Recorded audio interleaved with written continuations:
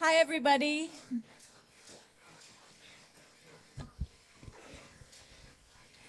Hello, bonjour à toutes et à tous. On behalf of the Local Organizing Committee for AESOP, I'm very happy to welcome you to AESOP 2024, welcome you to Sciences Po, and welcome you to our beautiful city of Paris.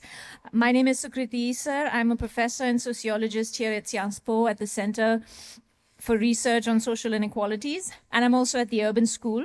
The title for this AESOP 2024 is Game Changer, Planning for Just and Sustainable Urban Regions.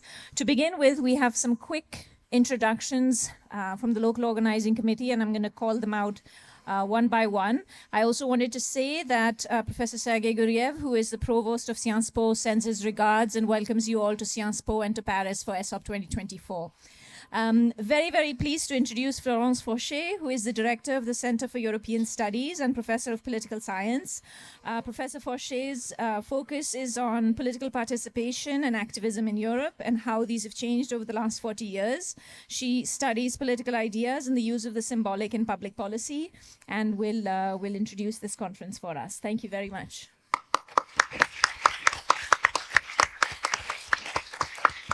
Thank you, Sukriti. Good afternoon, everyone, and welcome to Paris, welcome to Sciences Po, and to this great academic conference.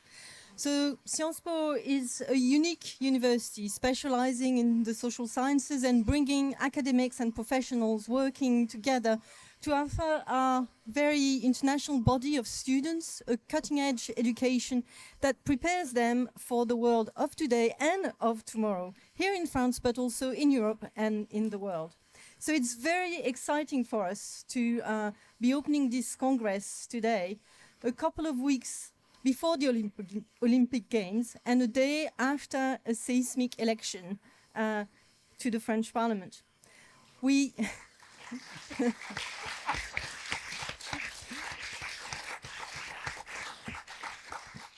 hope that this conference is a game changer for you and for your research.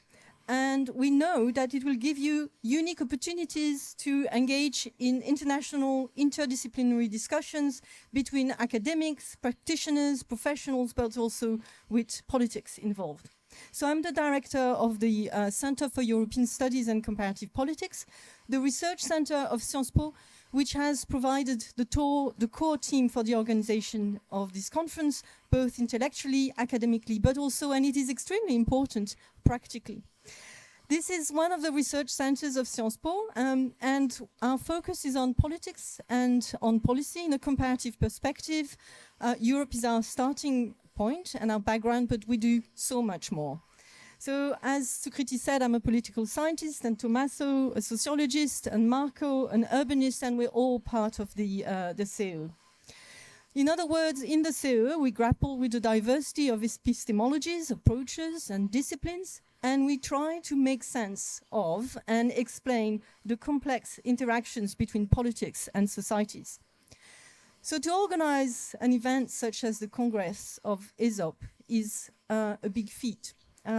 It's the biggest scientific event ever organized at Sciences Po. It's the biggest AESOP conference ever organized. And the games, the timing, and the location have all created their very own specific challenges. So I want to start by thanking people at the CE who have made it possible, in particular Eleonora. First of all, an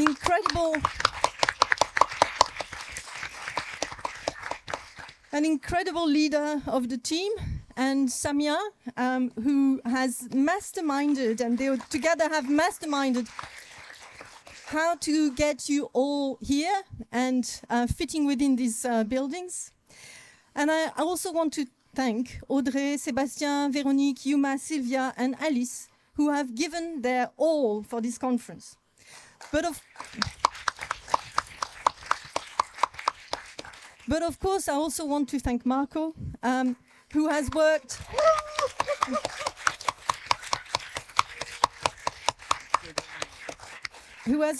tirelessly to organize the propositions that you've made and all the contributions that you're going to make. Colleagues, of course, at the École Urbaine, but I know that Tommaso will say a few words. and also colleagues across Sciences Po who have helped so much. So in their name, I welcome you, and we hope that you will remember this extraordinary conference for its intellectual stimulation and for the ideas you will take home about how cities are adapting to a new world and a new climate. Marco, as you will see, has concocted a very impressive scientific program, but we hope that you will also remember this conference for how good and how fun it was beyond the stress of having to give your own paper presentation. So there will be thoughts, there will be food, and there will be food for thoughts. So before we go on to celebrate the beginning of this conference with a cocktail in a beautiful 18th century cloister, let me spend some time on the thoughts, if I may. I'm looking at Sukriti, the timekeeper. So politics is what drives us at the CE, and I want to take a few minutes to steer your thoughts towards the complex relationship between politics and urban planning. It is particularly interesting to do so the day after the election, and to reflect on how cities change the world and our worlds of their own, because the people who live in towns and cities seem to think a little differently, at least they expressed themselves differently yesterday. Marco asked me to say a few words on the interconnection between urban planning and politics. And as you may already know, and as otherwise you will discover, Paris has been shaped and reshaped by politics. And to better understand this relationship, it's useful to think of three historical phases. The first one can be, or it's not the first one, but the first one I will talk about in a few sentences is how during the reign of Napoleon III, Baron Haussmann redesigned Paris, creating a city which is appreciated today for its beauty, its functional qualities. But this was an era where politics ruled and urban planning followed. We have now wide avenues that were carved really to help the flows of people, of stuff for trade, of air and water for sanitation. And it was merciless in the destruction of housing and monuments. The second phase was in the mid-20th century, where we witnessed a role reversal, and for a time, urban planning took the lead with the data in particular. This was a phase of technical optimism, and however, the belief that the future could be predicted and controlled has proved somehow unsustainable. And the legacy today is not always so aesthetically pleasing. The metropolis indeed extends well beyond the boulevard, and planning has impacted not only the city, but also its surroundings, and in particular the suburbs. The third phase, the contemporary period, is a phase characterized, we hope, by collaboration between politics and planning. And if we are optimistic, we can consider that this time it brings a little more than in the past: citizens and civil society, local government, and local initiatives. So today, they are working on building common visions. So at the CE, we have a number of people who have played and who are playing a very important role in this, because we contribute to training the future planners and political personnel of tomorrow. So in the next few days, you will be engaged in talking about the past, the present, and future of cities, and you will be reminded of the importance of politics.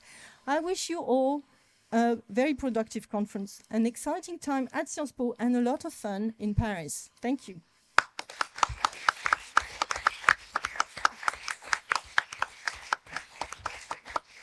Thank you very much, Florence, for reminding us of the links of politics and planning. I now invite Professor Tommaso Vitale, Dean of the Sciences Po Urban School and Professor and Sociologist at CE.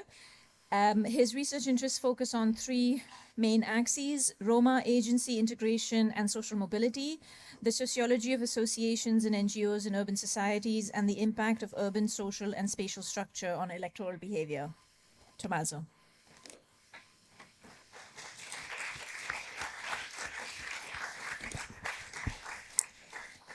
Bonjour, bonjour à toutes et à tous. Welcome to Sciences Po. Welcome to this 36th AESOP Congress. To see you all here with us at Sciences Po is an immense joy and a dream come true. But why have we invited you here at Sciences Po for this Congress of AESOP? Why here? Let's say that, firstly, Sciences Po started teaching urban planning a good 55 years ago. And 22 years ago, it started a master's program on urban governance, focusing on urban and regional strategies.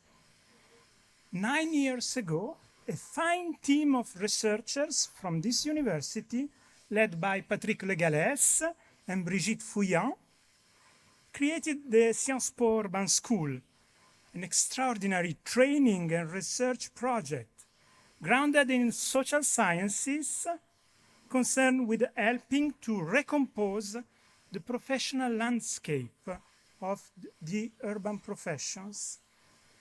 Passionate about training driven from and based on empirical and comparative research. Today we have 4 major master programs, 2 in French, 2 in English, 2 executive masters for professionals and executives, and 6 double degrees with partner university, and a pipeline of more than 400 students, more than 130 teachers, and 70 tutors teach year, some of them permanent faculty members, others temporary researchers, other professionals working in the myriad fields of urban planning, infrastructures, urban and regional policies and services. Our teachers, our teaching body, meet twice a month in a seminar of discussion and dialogue on research in urban studies. The seminar which we call Cities Are Back in Town.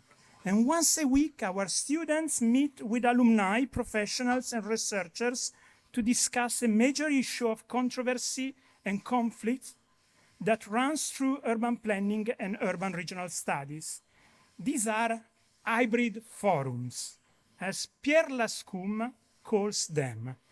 Pierre is one of the great fathers of environmental policy studies in France at Sciences Po, a researcher at the CEE, who has contributed so much to the intellectual structuring of our urban school.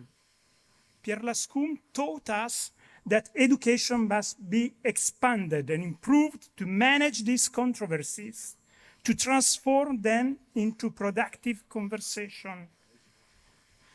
And, we stand together with our students among common disciplines in the furrow of unity and dialogue between social sciences traced by Max Weber, for the comparative historical approach that characterizes us. When we talk about the Sciences Po Urban School and its interest and study of planning, we are referring to this, to a passion for mobilizing the knowledge of the fundamental social science to understand and govern cities and regions. It is our raison d'être, and it all counts here. Understand and govern cities and regions. What counts is the Weberian reference to understanding as a way of studying cities, their design, the way plans are put into action in their everyday life, with an historical comparative approach. Understanding, but also governing, from the study of modes of governance and the relationship between governance and planning, because this relation is at the heart of our intellectual project, whereby every aspect of planning reminds us of the interplay of interest and power. And as Patrick Legales rightly said recently, a fabric of the city with diverse and intense political activities that are more or less structured by the mobilization of different groups, conflict-solving mechanism, circulation of population, and policies and instruments to include or exclude different groups. So to say, the incomplete reinvention of local modes of governance, understanding and governing, we said, but also cities and regions, or as they say in France, ville et territoire, because we do not yield to any city-centric temptation. And even in the study and evaluation of projects and effects in planning, we remain attentive to the varieties of territories, of regions, to the importance of large-scale regional planning, which is one of major stakes today. The great comparative sociologist here at Sciences Po, Henri Mandras, who wrote some of the most important pages in the history of rurality in France and trained some of the most brilliant and innovative urban scholars, put it very bluntly in his book, a masterpiece on the southwest of France and the analysis of temperate forms of self-subsistence economy in relation to the urban development of other regions. With this critical and comparative vein, he denounced on voit à quel excès véritablement démoniaque se sont livrés les urbanistes capitalistes de la fin du XXe siècle. But his aim was not to think of what he called the countries of rural utopia as alternatives, separate and in secession from urban society. On the contrary, but to analyze, to understand by comparing interdependency. Interdependence, another keyword for us. I will finish in 1 minute. The legacy also prompts us to want to organize this Congress here. Of course, a sad event has marked us since we started the organization of the conference, the death of our former scientific director, Bruno Latour. At the start of this Congress, I cannot help but remember him. Bruno Latour always reminded us of the importance of rethinking public policy and their planning instruments to découvrir un parcours de soins, to discover some process of care, to repair and not to build. We propose you to come to Paris to discuss how to change urban planning to meet the challenges of the ecological transition. Bruno Latour wrote this wonderful book on how difficult it is to see Paris. Paris, like all cities, is difficult to see. It's not enough to walk around it, live in it, map it, draw it. Paris is so easy, seen by painters and tourists, so often photographed. So many beautiful books published on the City of Light that we forget the difficulties faced by thousands of engineers, architects, technicians, policymakers, civil servants, residents, and shopkeepers in making Paris visible. And this certainly does not mean that our effort in this week to understand, explain, make cities visible, it doesn't mean that this effort is useless or unfounded. On the contrary, cities require this effort. And spending time here together, talking and discussing, and partially arguing, communicating, it makes sense.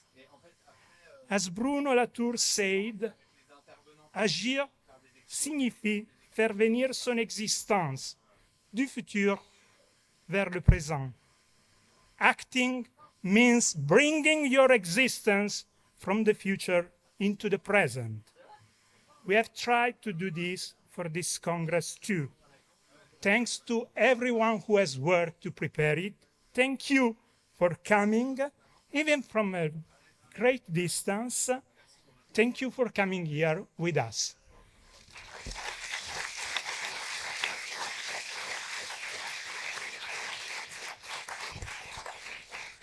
Thank you, Tommaso. And now I invite Thomas Dillinger, who is the current president of AESOP.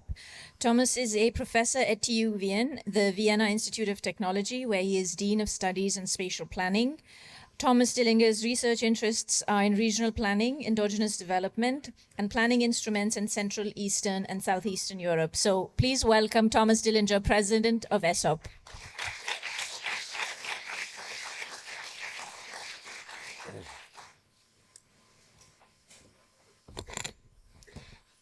Ladies and gentlemen, dear colleagues, it's a great honor and a special pleasure for me to welcome you here today in Paris to the AESOP Congress 2024 with the theme Planning for Just and Sustainable Urban Regions.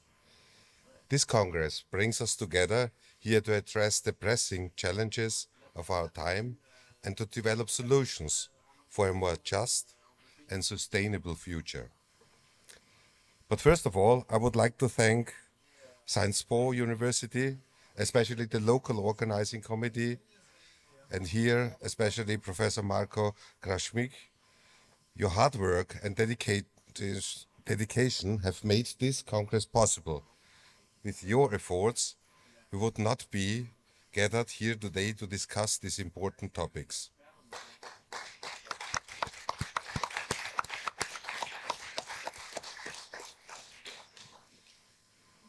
It's the Congress of the Association of European Schools of Planning, but I warmly welcome also the representatives of the Association of American Schools, the Association of African Planning Schools, the American Collegiate Schools of Planning, French-speaking Association for the Promotion of Teaching and Research in Planning and Urban Planning, Association of Canadian Universities in Planning Programs, Australia and New Zealand Association of Planning Schools, and last but not least, the Association of Planning Schools of Turkey. A warm welcome.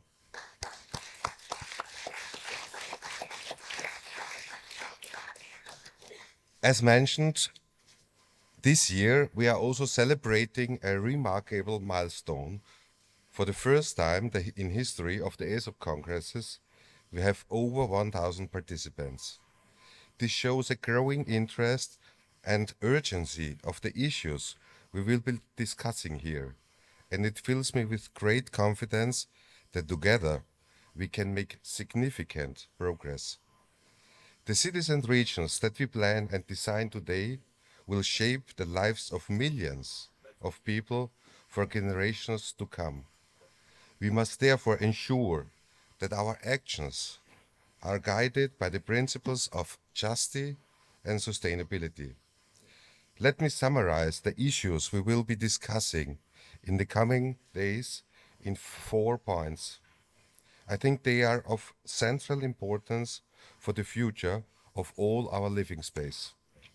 Firstly, equity in urban and regional planning. We are seeing increasing social inequality in many of our cities.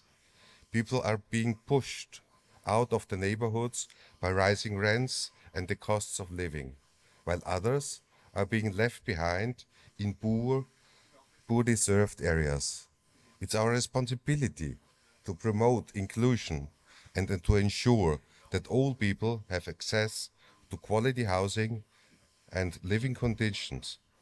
This requires innovative approaches and bold actions. Secondly, sustainability and resilience. Climate change is a major challenge. We need to find ways to make our cities and regions not only more environmentally friendly, but also more resilient to the effects of climate change. This means integrating green infrastructure, promoting sustainable mobility solutions, and strengthening our ecosystems. Thirdly, the role of technology and innovation. Technological advantages offers us new tools to make our cities and regions more efficient and livable. Smart cities, big data, and digital participation open up new opportunities, but we need to ensure that these technologies are accessible to all and help to reduce inequalities rather than to increase them. And fourth, effective governance and policy. Sustainable and equitable urban planning requires also cooperation between different levels of government, civil society, and the private sector. It's important that we develop strong collaborative structures that allow us to work together to achieve our goals and find sustainable long-term solutions. Now let's take a look at the tracks we will be covering during this Congress. A total of 18 tracks will be offered, covering a wide range of topics and perspectives. This diversity will allow us to gain deep insights and innovative solutions to the complex challenges of urban and regional planning. In addition to these tracks, we are offering 17 spatial sessions that delve deeper into specific topics and provide space for in-depth discussions. We have also organized 8 evening events to give you the opportunity to network and to exchange ideas in an informal setting. In addition, there are 12 brown bag lunch seminars which offer inspiring short presentations and discussions during the lunch break. Of course, we must not forget the social events in the evening. These provide a wonderful opportunity to make new contacts and strengthening existing networks. This event will help us to continue the day discussions and in a more relaxed atmosphere while enjoying the rich cultural offerings of Paris. And let me not hide the fact that this conference will be very exhausting for all of us. With all the existing sessions, lively discussions, and diverse social events, we will hardly have time to catch our breath. But this is exactly what makes these congresses so special and valuable. Today, here in Paris, we have the unique opportunity to learn from each other and to develop visions for the future together. Let us use this opportunity to exchange bold ideas, present inspiring projects, and plan concrete steps that will help us to recreate fairer and more sustainable urban regions. I'm looking forward to the inspiring discussions and valuable insights that this Congress will generate. Let us work together to ensure that our cities and regions are livable, fair, and sustainable. Thank you, and I wish you all a successful and enriching Congress. Thank you very much.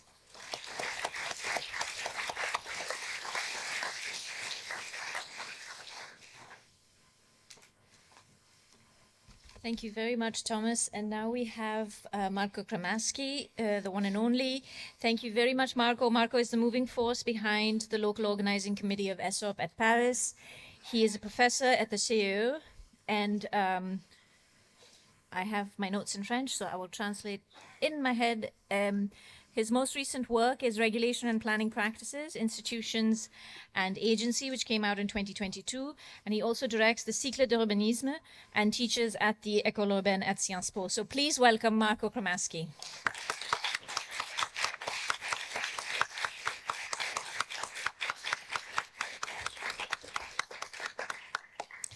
Hello, everybody, and thank you for being here. And that is the largest part of my intervention tonight. But I take a few seconds in between my intervention and the cocktail will take place later on, just to give you a couple of information which is going to help you traveling through these days. We have already heard most of the topics I would like to delve upon.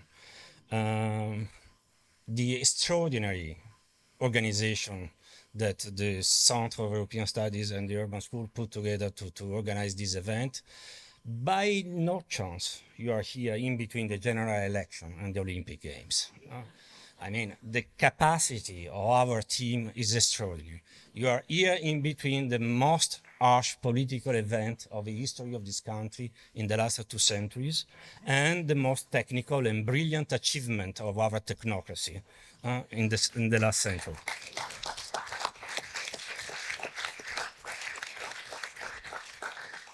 We were able to put these 2 elements together because these are the two agonizing limits of planning. We are in between politics and technique. We are stuck in between. And it's my personal satisfaction to share with you this ambiguity today here in CSPO, which is a sort of achievement of my personal life to see so many good friends in this magnificent building. I'm sure that you have all kind of answer to this dilemma. A bit more of politics, a bit more of technique, the two of them together, or you hate one each other and one against the other.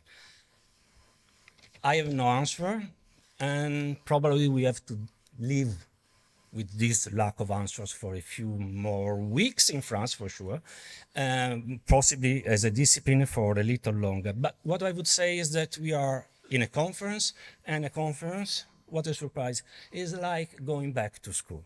So you will have class, you will have seminars to discuss technique and politics, but you will also have cafeteria and sandwiches and coffees and friends and field trips. And what's the message? I mean, it's possible that there are no answers to this dilemma, but there are many experimentation. And this vibrant experimentation, we are going to explore the different combination of politics and techniques during the next days. So we already say the most important things.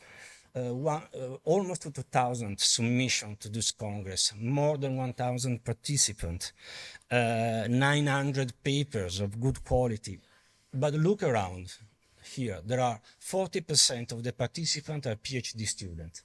The great heritage.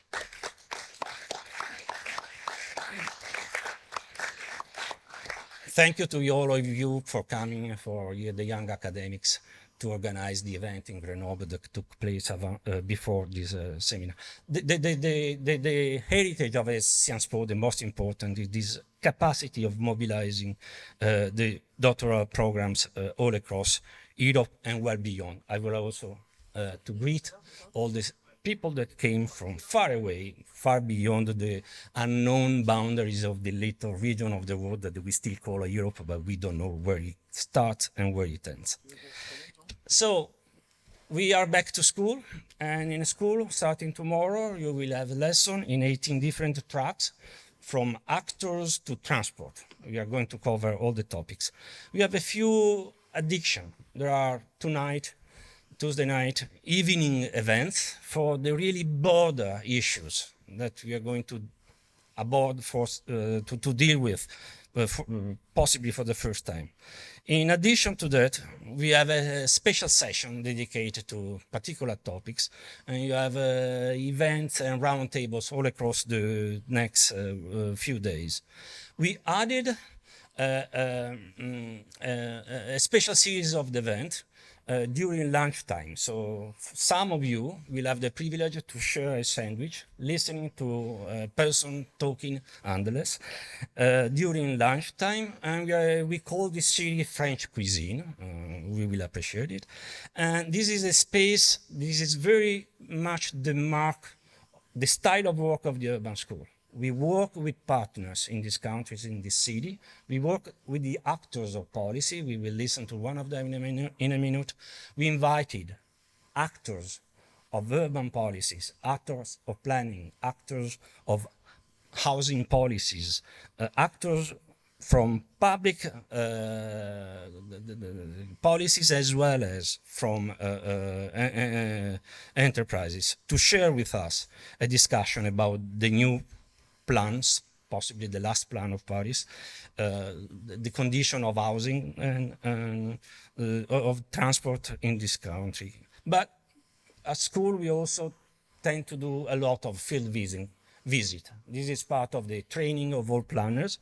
A good mentor of mine used to say, probably is not news to no one of you, the technical tool of a planner is their feet, more than brain. Possibly Patrick Legales will agree with this. But on Thursday afternoon, we will have a mobile workshop and field visit across the city with these same partners we invited at the French Cuisine. And you will have the opportunity to see and assess what neighborhoods and sectors of the cities are going through. And if you still have the energy, at the end of this Congress, after the last conference and the last keynote, we invite you to join with our alumni association for a refreshing walk in what we used to call the new town. The new city is actually an old new town, Cergy-Pontoise, which is not far from here. So we will have a variety of tools to try to find an answer to the dilemma I put in at the beginning of my intervention. I want just to finish. Thank you again for coming here from so far, and thanking the team in Sciences Po that helped us to organize this event. You will see around our students with a nice T-shirt. 50 of them will help you to move across the complicated geography. Sciences Po is a tiny bit complicated sometimes. France also. We will discover it in the next couple of weeks. Moving from Saint-Guillaume, our headquarters here, to Saint-Thomas is not difficult. It's 5 minutes across the Boulevard Saint-Germain. Still, you might need the help of our students to find your way, and in particular to find the room where your event is going to be held. My final conclusion, we have exciting keynote speakers tonight. I am profoundly grateful for the three of them that accepted to come tonight. At the end of tonight, we are going to have a cocktail, a reception. The reception is across the street, so don't lose your mind. Find a way to Saint Thomas at 7 for the cocktail. Thank you to you all, and thank you to the panel.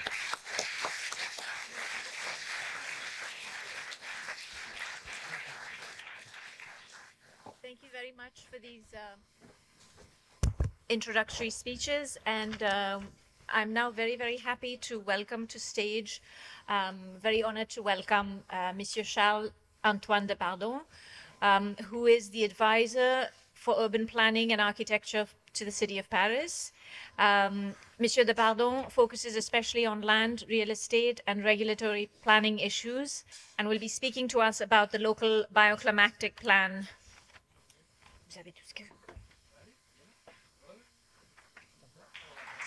Bonjour. Bonjour à tous. First of all, I want to apologize for my French. I think you did something on the screen. Yeah. Yes, and you make it all blue. Okay. Okay. Okay. So there is. Okay. I'm very happy to be here. I'm very humbling welcoming you here and doing the two things in City of Paris we love to do, welcoming people into Paris and speak about urban planning. This is our two main the main things we like to do, our hobbies in the City of Paris. Right now, the Council of Paris is raging. Actually, we have a very hard political actuality, and I'm very, very happy to be here and to share to you in 15 minutes only all our work we did for the previous 4 years about urban planning in the city. I try to be as sharp and synthetic as possible. First of all, I want to address you 3 warnings about urban planning in France and about urban planning in general. The 3 warning is everything is politic, everything is politic, everything is politic, everything is politic, because our plan is a politic plan by the leftist government of Paris. So it's not the Front Populaire, but almost the Front Populaire in the city of Paris with, how to say, with ruling Paris today. So we have communists, ecologists, socialists working together. And when you do an urban plan, it's not a technical plan. It's a political plan with going to be voted. Second point I want to make, the second warning, is that my job as a counselor, technical counselor for politics, my job is to make this plan being voted. But there is 200 people working on this plan. I didn't make it by my own. I want to address also to you that there is 200 people working on this plan in Paris, technical people way cleverer than me, that bring it on life. And it's not over yet, actually. The plan is not finished. It's going to be voted in December for the last adoption of the plan. And the last plan and last point I want to make, I think is very important for people who are not from Paris, is that it's quite, how to say, anachronistic, or say Paris is a small city, actually. The map you're going to see are quite small, because when you speak about the city of Paris, it's only the center of a bigger city, which is the metropolis of Paris. And I think it's a shame. And everybody agrees on the fact that it's a shame, but it's life and it's politics in France. We don't do the plan for all the metropolis. We do the plan for the city of Paris only. There is a metropolitan plan, but it hasn't the same strength as the PLU, the Plan Local d'Urbanisme, the Urban Local Plan. So you have several plans for cities in France, and in Paris in particular. A very interesting plan, which is Atlas de Paysage de Paris, was made by Paola Vigano, which is more a landscape plan, a plan to comprehend, understand the city of Paris in a landscape perspective. Plan Climat, which is more or less a plan about how to reach carbon neutrality in every politics we can make in Paris, not only urban planning, but every politics. And then the Plan Local d'Urbanisme, which is quite important because it rules every building permits in the city. Even though the first two plans are very important, it gives the objective and the path for making the Paris neutral in carbon.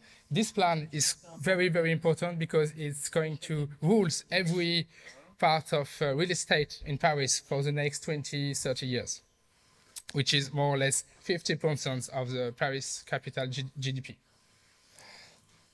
As it's very important plan, because actually the mayor of Paris, Anne Hidalgo, doesn't give the building permit. She doesn't say, okay, I agree on this building permit. She said, French law, she said, it's compliant with the Plan Local d'Urbanisme. So as this plan is very, very, very important, it's also quite, how to say, in competition with other law in France, which is private property. And so it's more like, it looks very, very strong, but in the real life, when you go to court, when you go to trial about the Plan Local d'Urbanisme, private property, which is very important in France, win all the time. So you have to be careful when you do planning, because you are in competition with other law and other concepts. So that's for the introduction, and I'm going to be as short as possible to show you what is at stake when you do a planning for a city like Paris. First of all, I think this image you have seen it already for every country, every city of the world.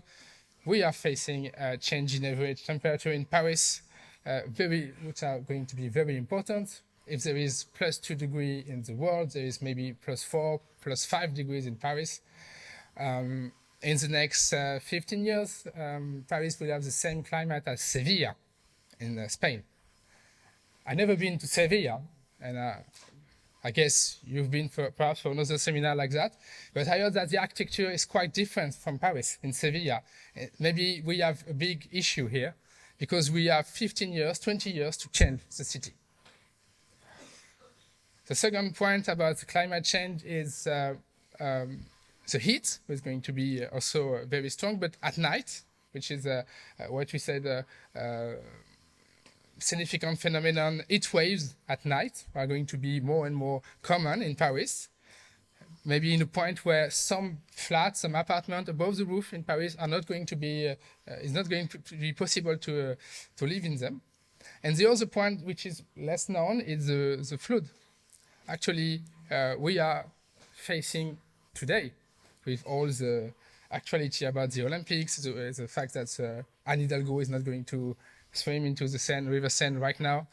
We are witnessing a lot of flood and a lot of rain. Less rain, a drier city, but when it floods, it's going to be harder.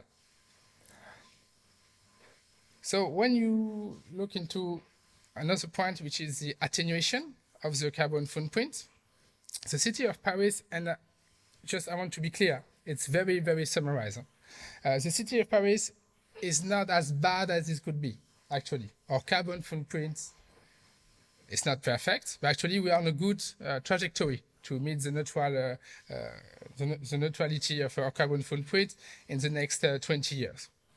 Actually, when you see the population of Paris, and when you take the carbon footprint per capita, Paris is quite competitive to other cities. But it has two problems. First of all, the city of Paris, as I said, is quite small, actually. It's not very justified to look only into the center of the metropolis to say that, but we have a very good carbon footprint. And the other point is that people in Paris are quite rich. And you know, carbon footprint is linked more by the richest of the people than the place where they live. But we will reach it. There is a lot of work to do, and for our urban planning, it's going to the darker blue part here, which is the way we heat the building and we cool them. But we think we're going to perhaps achieve it in the next 20 years. But for the heat and the climate change, things are quite complicated. And when we start our work about the Plan Local d'Urbanisme of Paris, we try to look into, I think it's 17,000 building permits for the last 20 years, and to see what they have been then doing. And to understand what is a good urban plan, what an urban plan can make to a city. And when you speak to experts about the heat and the heat waves and the flood we are going to have, they say there is one major solution, which is soil, which is greenery and soil. So we look into those building permits and we look, okay, how many of those building permits made new soil for plants and for trees in the city? And more or less 100% of those building permits also add more surface, more square meter to the city, which is, you expert, you're all PhD students, so for you it's evidence, but for people in Paris, it's not as simple as that. If you want to make the city more fresh, if you want to make people add soil to the city, in a way, Homo economicus will ask you to add more square meter to the city, which is a very hard paradox when you do urban planning. The point is, I think it's very important. I think your seminar is perfect and very important because we believe in Paris that urban regulation, urban planning is the future of the way we are going to do the city tomorrow. Because elected officials will not have all the means, all the economy to reshape the city. We will have to use incentive to make Homo economicus, private property, to reshape themselves into a greener city. So this is the first point. Urban planning is making the rules for others' projects. And that's quite a difficult point. The other very big difficulty for the city of Paris is the demography of Paris. As I said, Paris is a small city, but it was a very dense city. And we are losing it, actually. The density of Paris is decreasing day by day. We had a higher slope near the 2011, but it's decreasing day by day. Two things to remember. First, there is no more real estate. There is no more place to do new building in Paris. Actually, the city is quite finished. I think you will discover it yourself when you travel to the city. It's hard to understand where I'm going to put the new buildings, the new social housing I need into the city. And the other point is a more demographic issue. Is that, first of all, the average household size in Paris is decreasing because of decohabitation, divorce. Paris is a world champion of divorce. And the most romantic city also. But urban planning cannot forbid divorce, actually. And the other point is that there is more and more unoccupied dwellings in Paris. Unoccupied dwellings, it's a dwellings where there is not a family, where Airbnb, for example. I don't know where you stay, but perhaps you guys are a part of the problem here, is that our dwellings are less and less occupied in Paris. And those two phenomena make that for the same amount of housing in a city center like Paris, your demography is decreasing. And all the building we made actually from the last PLU, which was in 2006, I think it's almost 50,000 using units. It's like vanished because of those phenomena. So now I'm going to try to talk about solution, and please tell me if I'm too long. So solution, very, very briefly, and I'm sorry I haven't put the key because it was not easy to put everything on the same slide. On the right side, you can see here the share of families renting social housing in Paris. And I understood there is some people from Vienna here, and Vienna is a big,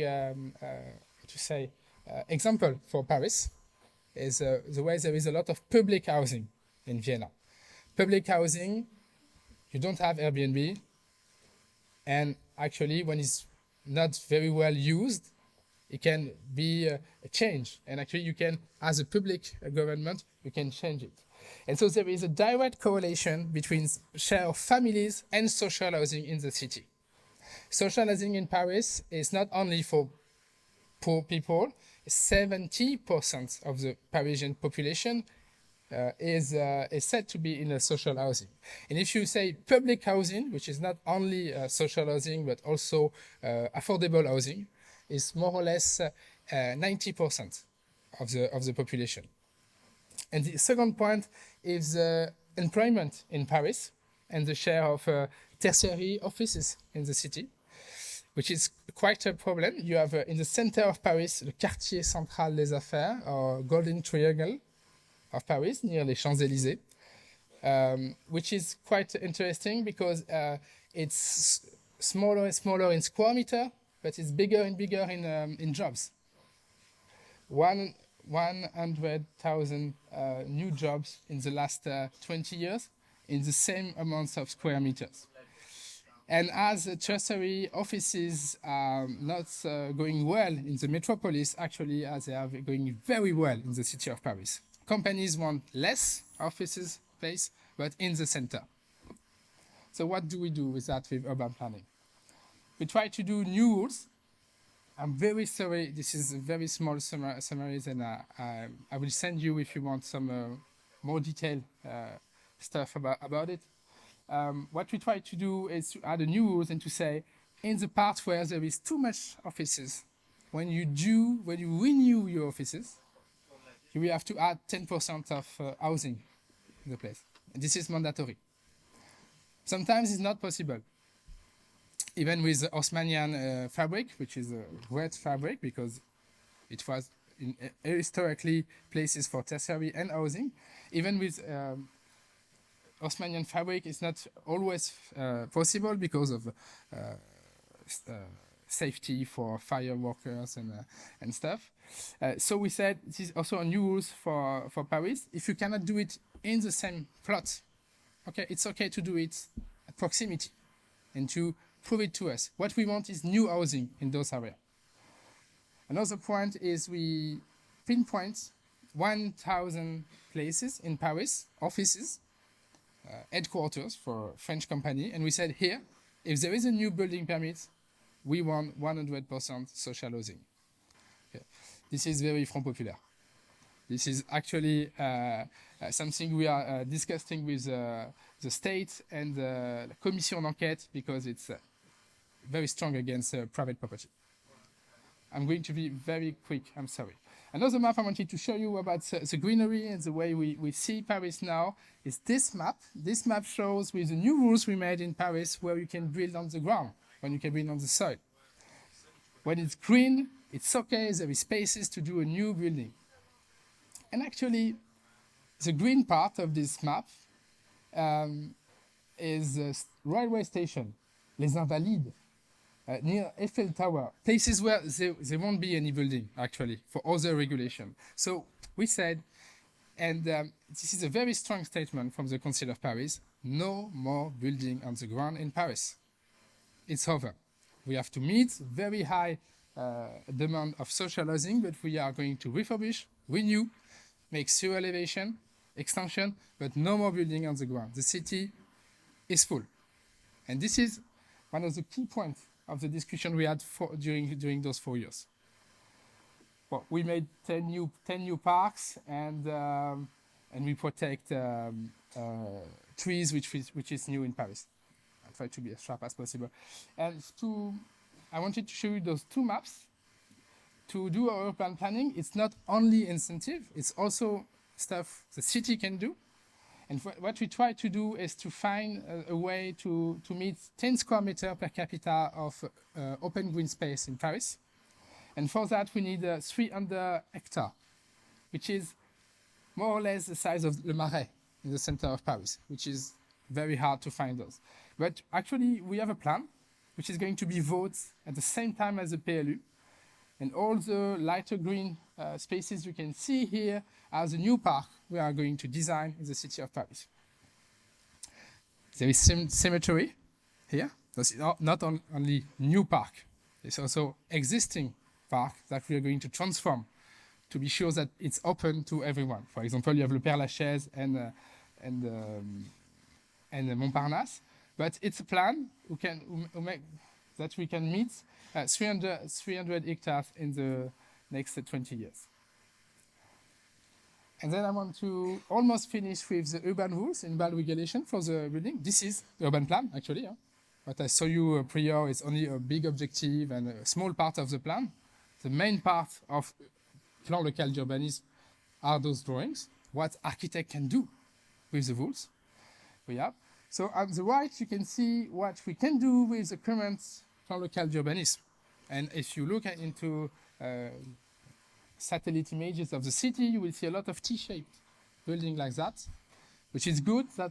So you can create a lot of building, which ends completely the rules. And now we're going to have building like the left of your image, which is less density of construction, not less density of population, less density of construction. Construction we are going to be built on the existing plot and open the field in the center of the plot.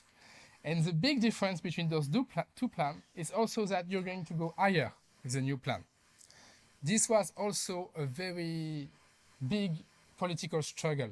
Actually, it's not over yet.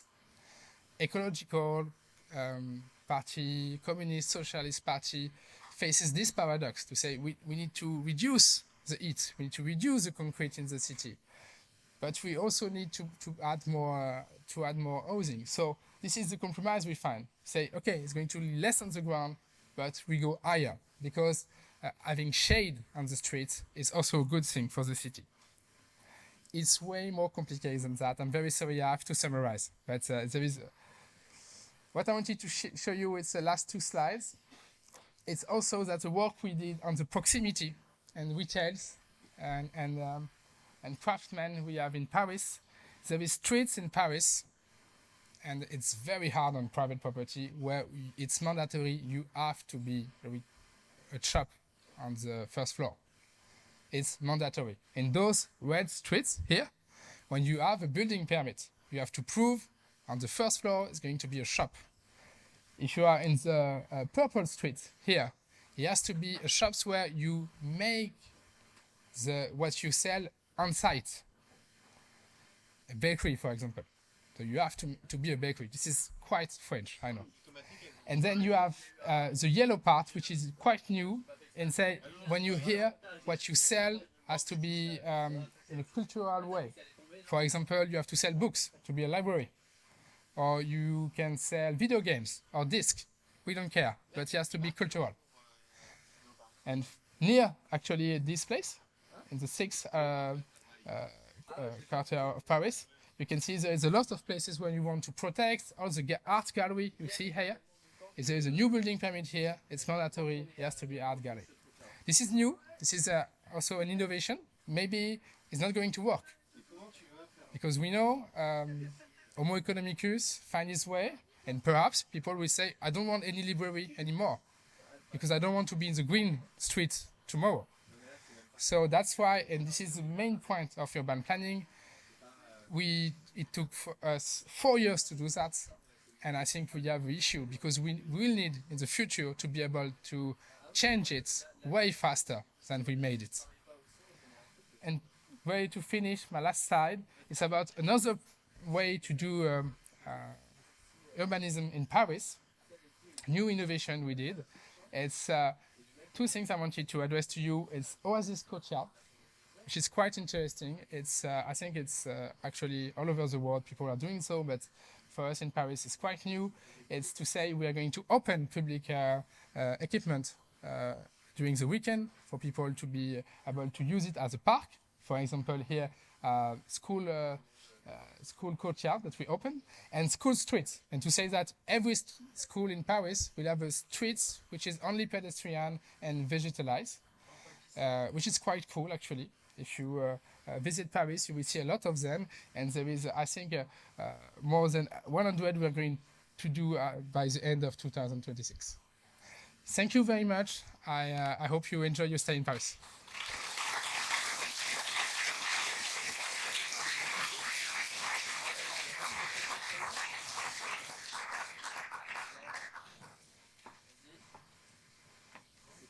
Thank you very much to Monsieur Depardon de Ville de Paris. I would like to now invite our three keynote speakers up to the stage, or do you want to stay there one by one? Yeah. Okay. So I would like to invite Professor Sabine Barles, who is our first keynote speaker for the evening. Professor Barles is a professor of planning and development at the Université Paris 1, Panthéon-Sorbonne. She has a background in civil engineering, planning, and the history of technology. And it's this interdisciplinary regard that she brings to her research interests, which focus in, amongst other things, on water and waste management in Paris, material and energy flows, and urban metabolism. So the floor is yours for about 30 minutes. I'll give you a little sign. Thank you.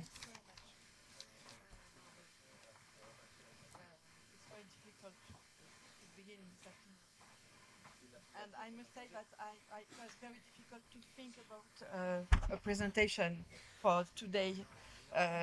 Last week, I was unable to think because of the elections, so I had to think this morning since 5 o'clock. Well, I am going to address this question of socio-ecological transitions. I think that it fits well with the topic of the conference. And just to beginning, I would like to say a few words about transitions. It's quite a contested word. Some say that transitions do not exist. My focus and my starting point is socio-ecological research. Some of you may know this. This field of research has been developed by several colleagues and a little me, but not so much, and especially by the Institute of Social Ecology from Vienna in Austria. And these scholars are looking at socio-metabolic transitions, and they estimate that there are several socio-ecological regimes that are characteristic of the history of the humankind, and that between two regimes there is something that we can call a transition. And it is my own point of view. There is a debate about this question of transition because some scholars, like Jean-Baptiste Fresseuse, say that there are no transitions, there are only additions in the pressure that is exerted by people on the biosphere. And it's true, there are additions and additions and additions, but we can say that there are more than additions. It is even worse, if I can say it, because, for instance, when there is a shift from renewable energy to fossil fuels, there are lots of changes and pressure on the biosphere.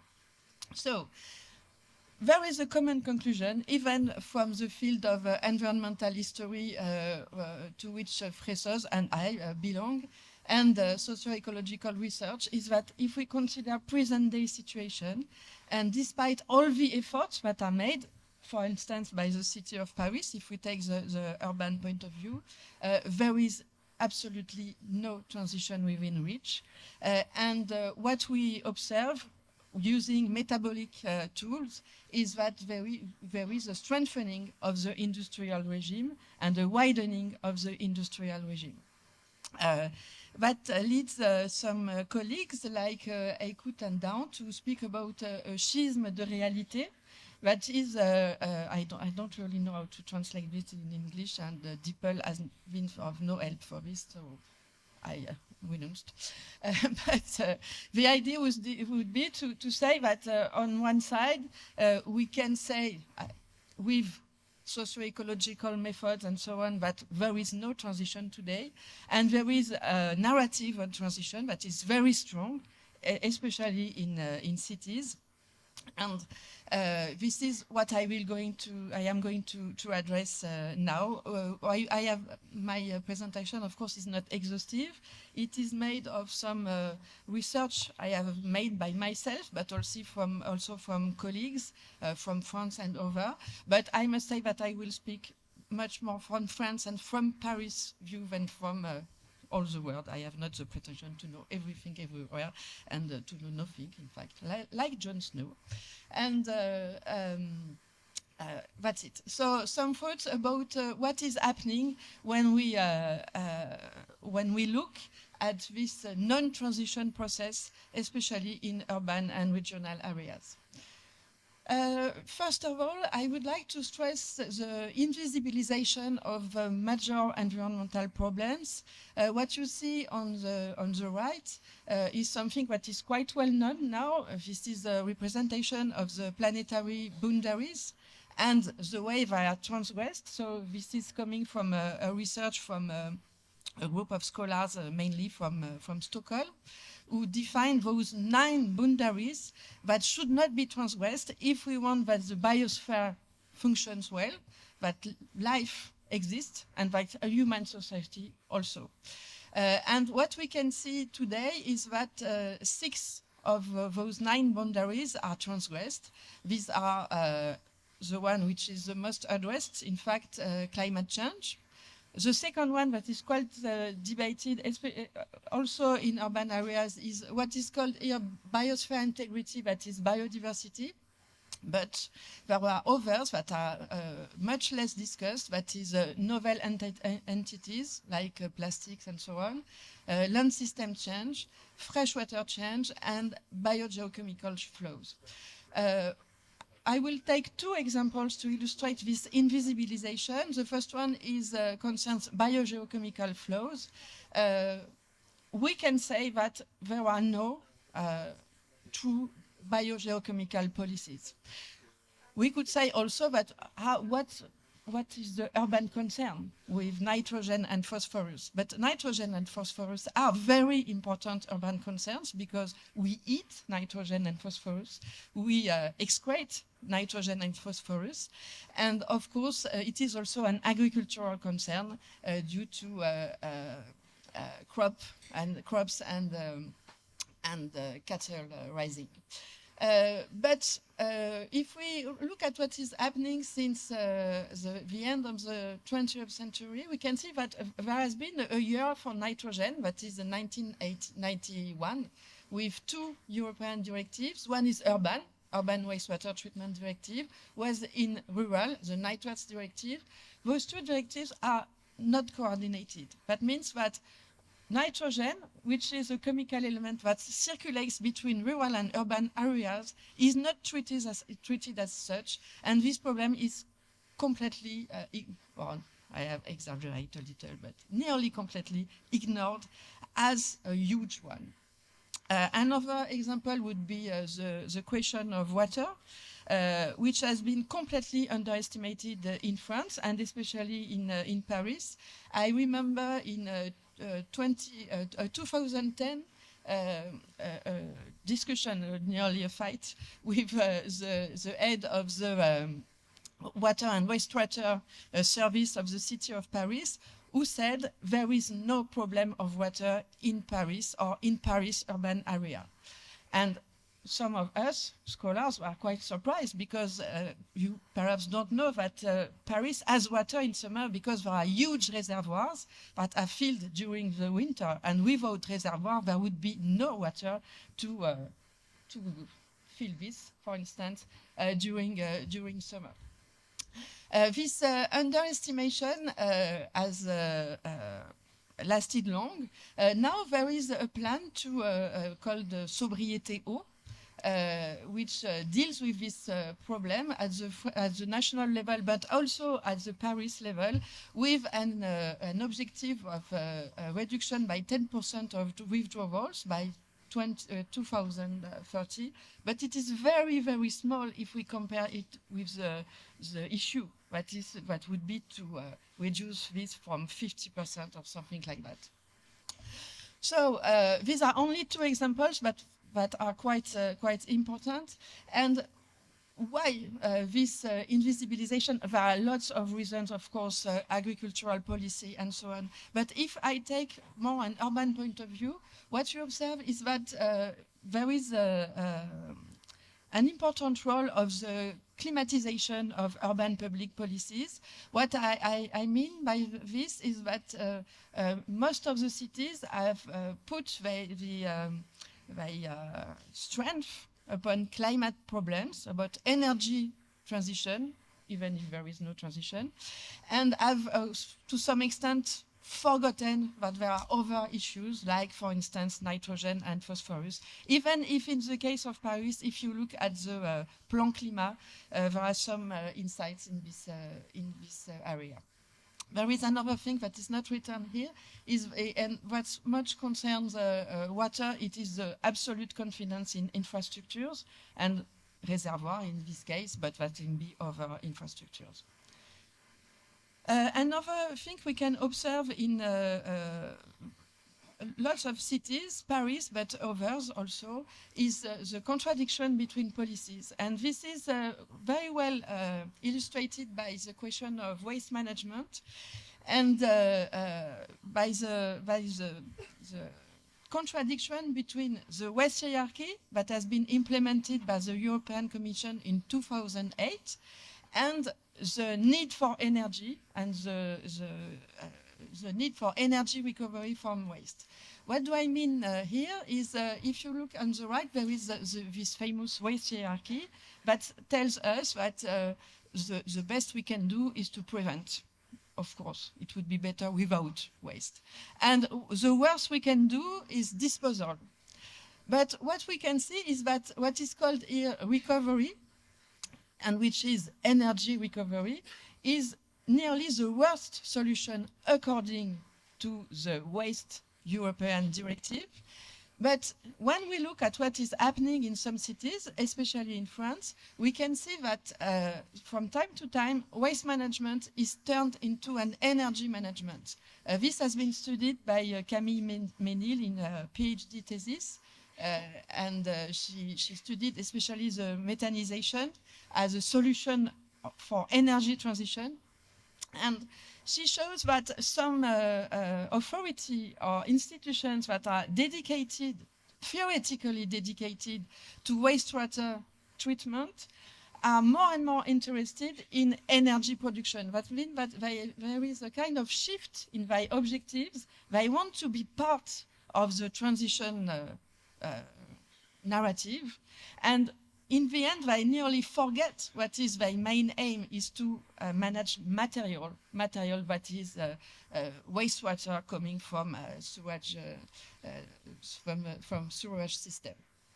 This of course leads to lock-in processes that create dependence. It's more or less the definition of lock-in, but this also creates the need for waste.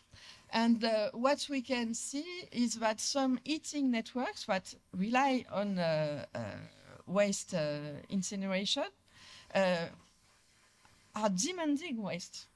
For instance, the city of Lille in France, in north of France, has a huge project called the Heating Highway. And this Heating Highway, it is quite a paradox to speak about sustainable city and highway at the same time, but this heating highway relies on waste, and that could be a moment where it would be necessary to import waste to Lille in order to feed the heating network. That is completely paradoxical and anti-sustainable. We can observe the same thing in some circular economy policy that rely on huge amount of waste.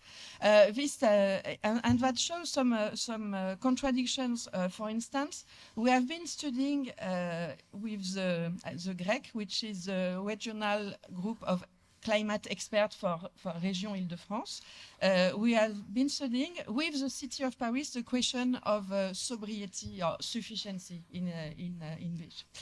And what we have seen is that those contradictions are quite important, because there is a strategy for circular economy that emphasizes, among others, the need for recycling demolition waste.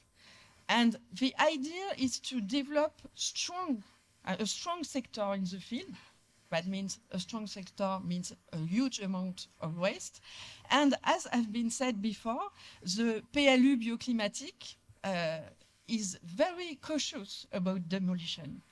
In fact, according to the PLU Bioclimatic, so the local development plan, there should not be so more demolition. So those contradictions are very important. It is not new that there are contradictions between urban policies. But if we think about transition, it is a very big problem towards transition. And to conclude on this slide, I would like to emphasize, I have spoken about the climatization of urban policies, but what we observe also, if I go back to my and yours waste, is that there is a true primacy of energy, especially in France, and some students, and especially Étienne Dufour, has studied this for the Région Île-de-France, and this dates back the petroleum crisis during the 1970s, where the emphasis has been put on energy recovery, and this has a quite long history and not only connected to the very present moment of energy transition. Other point, which is, well, I think all of what I say is well done, but I am here to speak, so I speak. Other topic would be the technological fix and the domination of techno-solutionism. What is going with techno-solutionism is the growing of what we call technological interfaces, according to Gérard Chazal, who is a philosopher of technology. And this technological interface is what is between us and the resource, let's say, to be simple. And it is not only the socio-technological system, it is more than the socio-technological system. And what we observe is that this techno-solutionism makes this technological interface more and more, bigger and bigger. And also, this interface has autonomized from the users as we are. So we have no way to change our relationship to the resource because of this interface. There is another point that is what we could call technophilia. I'm going to explain why I use this word now. Is a true obstacle to think about technique in an anthropological way. If we think about transition, about staying within the planetary boundaries, it is obvious that we have to think again about technology, about technique in this anthropological sense, like said Marcel Mauss or Gérard Lemonnier, un acte traditionnel efficace mettant en jeu les lois de la physique. And technophilia relies on more and more innovation, whereas the true discussion should probably be to reduce the technological interface. And if I speak about technophilia, it is following having read this paper about the definition of circular economy. It is a work made by scholars who have studied more than 100 definitions of circular economy that are given in academic papers. And they have met this typology according to two sets of variables. Are the definition optimist regarding technology and collapse or skeptical? Are they holistic or segmented? And what you can see, it is not useful what I do that because you don't see it, but it helps me. What you can see is over there that 84% of those definitions are technocentric definition of circular economy. And that leads me to speak about this technophilia that is a true obstacle to what could be a transition or what could be a sustainable city and society. Another debate that is quite strong today is the debate between sufficiency and efficiency, donc sobriété and efficacité. But I think that sufficiency is much more accurate than the word in French, which is sobriété, and which is not so fun and no, not fun. What we observe in urban policies regarding environmental problem is that mainly efficiency is taken into account. It is connected to the technological fix I have mentioned previously. But most of the research shows that efficiency is not enough to cope with environmental issues because of its intrinsic limitations. There is a point where you can't have more efficiency because of rebound effects. These are these indirect effects of efficiency that lead to more consumption. This is illustrated here on the right by the energy consumption in motor cars. On the very left, you have the energy consumption of an old car. Just after what is possible to achieve with efficiency. And the red arrows shows what is due to rebound effects. And in the end, what this research shows is that more than 50% of efficiency is lost in rebound effects. So this is one of the major limitations of efficiency. And another one, which is more insidious, if this word exists in English, is the inter-resource transfer. What I mean is that most of efficiency policy deal with a particular resource or a set of resources, and as a result, provoke an additional pressure among other resources. It is very well known for smart cities, smart grids, that allow to have less energy consumption, but that require more mineral extractions, and in the end, that solve nothing. Another question is whether efficiency is or not the first step to sobriety. This is, in fact, a very commonly shared view. We have experienced this, for instance, doing this work with the city of Paris, with some people saying it is useful to go into efficiency because thanks to this, we will go to sufficiency. As if the sufficiency or the sobriété was the consequence, the result of efficiency. Of course, it is not the same, as efficiency relies on most of technical change, as sufficiency questions ways of life, ways of making cities, and so on. Other topic that you will be perhaps discussed during the conference is the question of compensation versus renewable land use. As you know, all of you, compensation has a growing role in various environmental fields. It has started with environmental impact assessment during the 70s, at least in France. After came the no net loss of biodiversity notion, then the net zero carbon emissions notion, then the no net land take, and in some regions the net zero impermeabilization. This is the case for the Seine Basin Water Authority, who promotes the net zero impermeabilization, which is different from no net land take, which is different for no net loss of biodiversity, and so on. All these principles date back, as I have mentioned, the 70s, especially for France, with what we call the sequence avoid, reduce, compensate.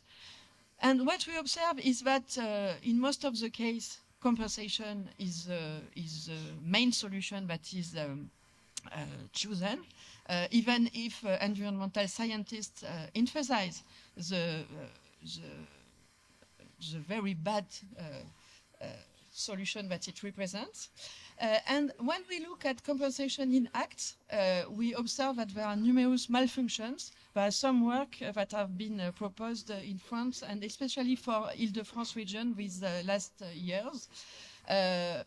Malfunctions like weak environmental impact assessment, lack of competence and knowledge in services, in public services that are managing this compensation, because people in the service have no competencies in, no training in ecology, no training in biology, and don't know how to apply no net loss of biodiversity policy. And also a big lack of follow-up that especially Marie Jussom has shown. And some scholars have shown that in Île-de-France, some pieces of land are used to compensate several urban projects on the same piece of land. So it is quite an aberration, because 1 square meter cannot compensate 10 square meters. If I go to carbon neutrality, lot of cities try to implement carbon neutrality at the administrative level. Here I've got an example from La Rochelle, which has a very huge program called La Rochelle Territoire Zéro Carbone. And La Rochelle, it is not the municipality but the agglomeration, aims to be the first French town with carbon neutrality in 2040, not 2050, but 2040. And the idea is, as everywhere, to develop renewable energy, to decrease energy consumption, and to develop, it is what is in brown in the illustration over there on the left above, and to develop compensation. What is very strange for an agglomeration is to try to compensate on its own territory, knowing that the perimeter of La Rochelle has not been chosen in function of its ability to compensate. So the need for compensation is expressed here. Je peux le faire comme ça, mais je ne veux pas appuyer sur un bouton. Je prends un risque fou là. Je ne sais même pas où appuyer. Si, là. Non. Si. So this is what has to be compensated in 2040. This is accounted in kilotons. And here it is what is possible to compensate now, and this is expressed in tons. Of course, La Rochelle can increase its carbon sinks, but we can see that there is a kind of unbalance between what is possible to do and what is the narrative about La Rochelle Territoire Zero Carbon. This is, of course, lead to think about interterritorial solutions, and perhaps to reflection about interland, here the interland of La Rochelle, and leads to the question of scale. And my last point about this question of compensation would be the one of land use. Land use and land affectation is our fond de commerce. I don't know the word in English. One of our main issues for urban planners and regional planners. And what we can observe when we carefully look at the various plans that are implemented and so on, is that there is quite a minimization of land use issues in connection to surface resources. If we think that we must rely on renewable resource, that means that we must rely on land and areas, because most of those renewable resources are surface resources. That means that the amount we can produce depends on the area we dedicate to them. So that means that one of the major variables of the planning equation should be this, and we can say that it is not the case today. Okay, I have some time, 5 minutes. It's nearly finished. I can add to this very sad, I am going to try to finish with something more fun, but to this very sad talk, that there are other unfolds in urban and territorial thinking, policies, techniques, and so on. One of them is the remote urban impact. We have seen previously for Paris the remote carbon emission of Paris that are very huge compared to the local ones, but it is the same for every materials. It is what you can see here.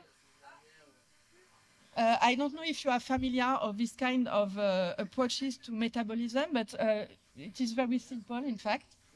This is a material balance for Île-de-France. What is here is all material that are going in Île-de-France in 1 year, that is fossil fuels, construction materials, food, products, various products, and so on.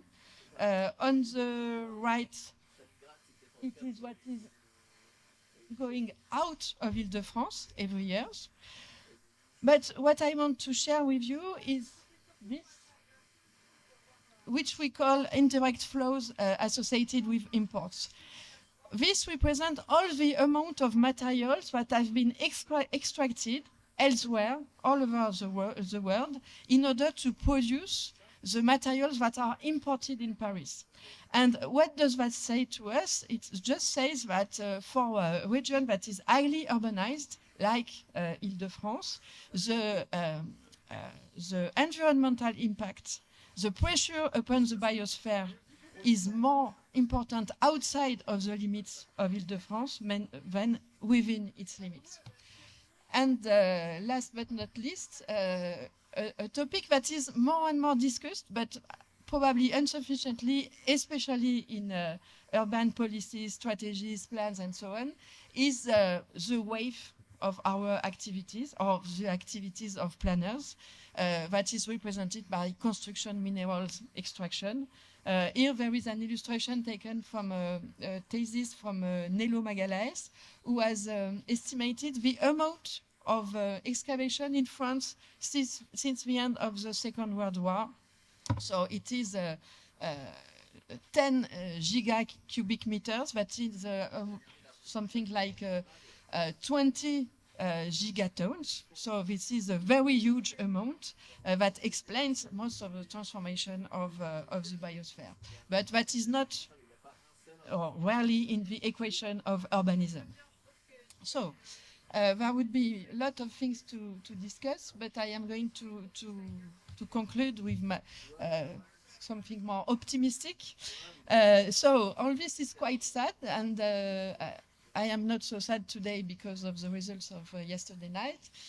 So what I would like to introduce for this conclusion is an example of a work we have made within a research program called Pyrénées-Seine, interdisciplinary program about the Seine basin.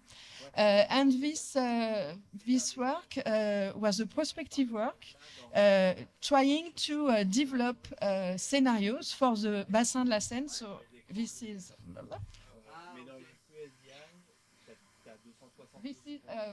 a little more than the Bassin de la Seine. It is the Bassin de la Seine and the Normandy basins.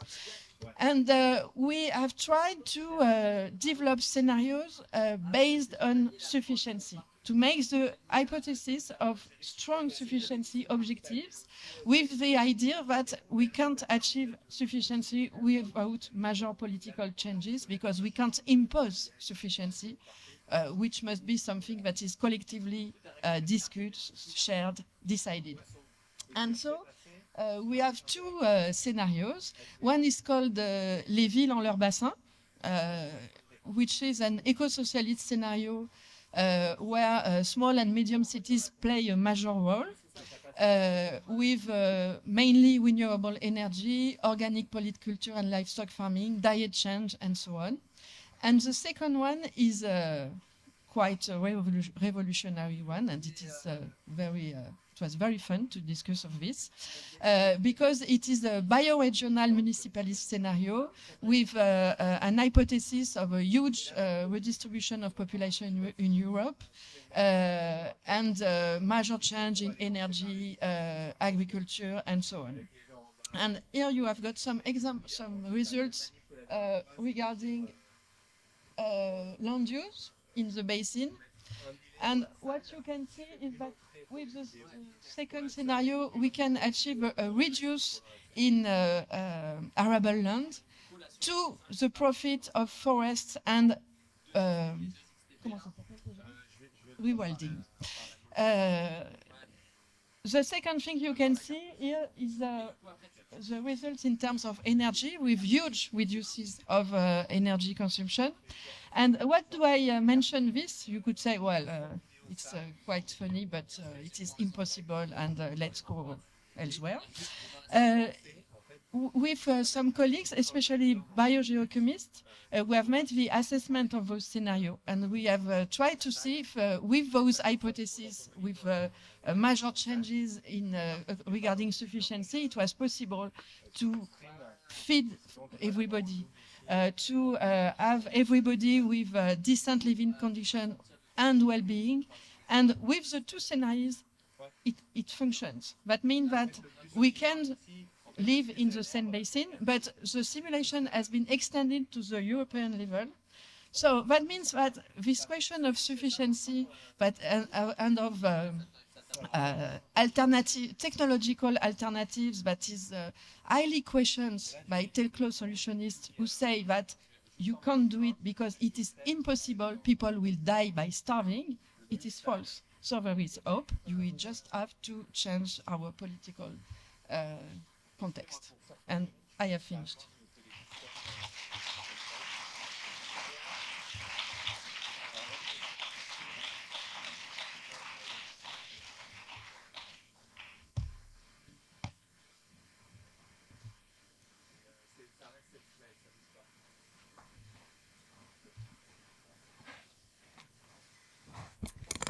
Thank you very much to Professor Barles for this, for ending on a hopeful note.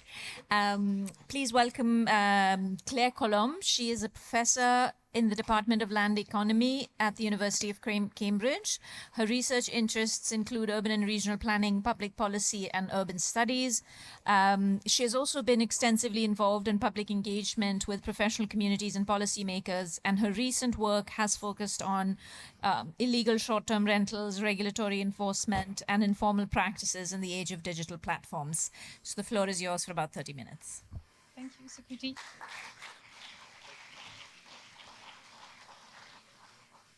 Thank you to Marco, to the Urban School and the CEO for the invitation. It's an honor and a pleasure to be here. And it's particularly moving for me because 30 years ago, I walked into this lecture theater as an undergrad. The benches were equally uncomfortable. They haven't changed since. And it is in this institution that a great passion for social sciences and urban studies was born. So I should acknowledge this at the onset. And so it's quite nice to be back into this lecture theater. The other thing I wanted to say is that the title of this talk has changed about 4 times for the past 7 days for reasons you will understand. So the slightly dramatic and poetic title is courtesy of Barbara Lippietz, who is sitting somewhere in the room, and I just wanted to thank her for WhatsApping me with an idea for a title yesterday evening after 8 p.m. The topic of today's talk was discussed with Marco a year ago, and when we discussed with Marco what I should talk about, we obviously had no idea that the topic would become perhaps even more relevant. And so I will try to connect a little bit what was planned with some of the recent events of this week in France and elsewhere.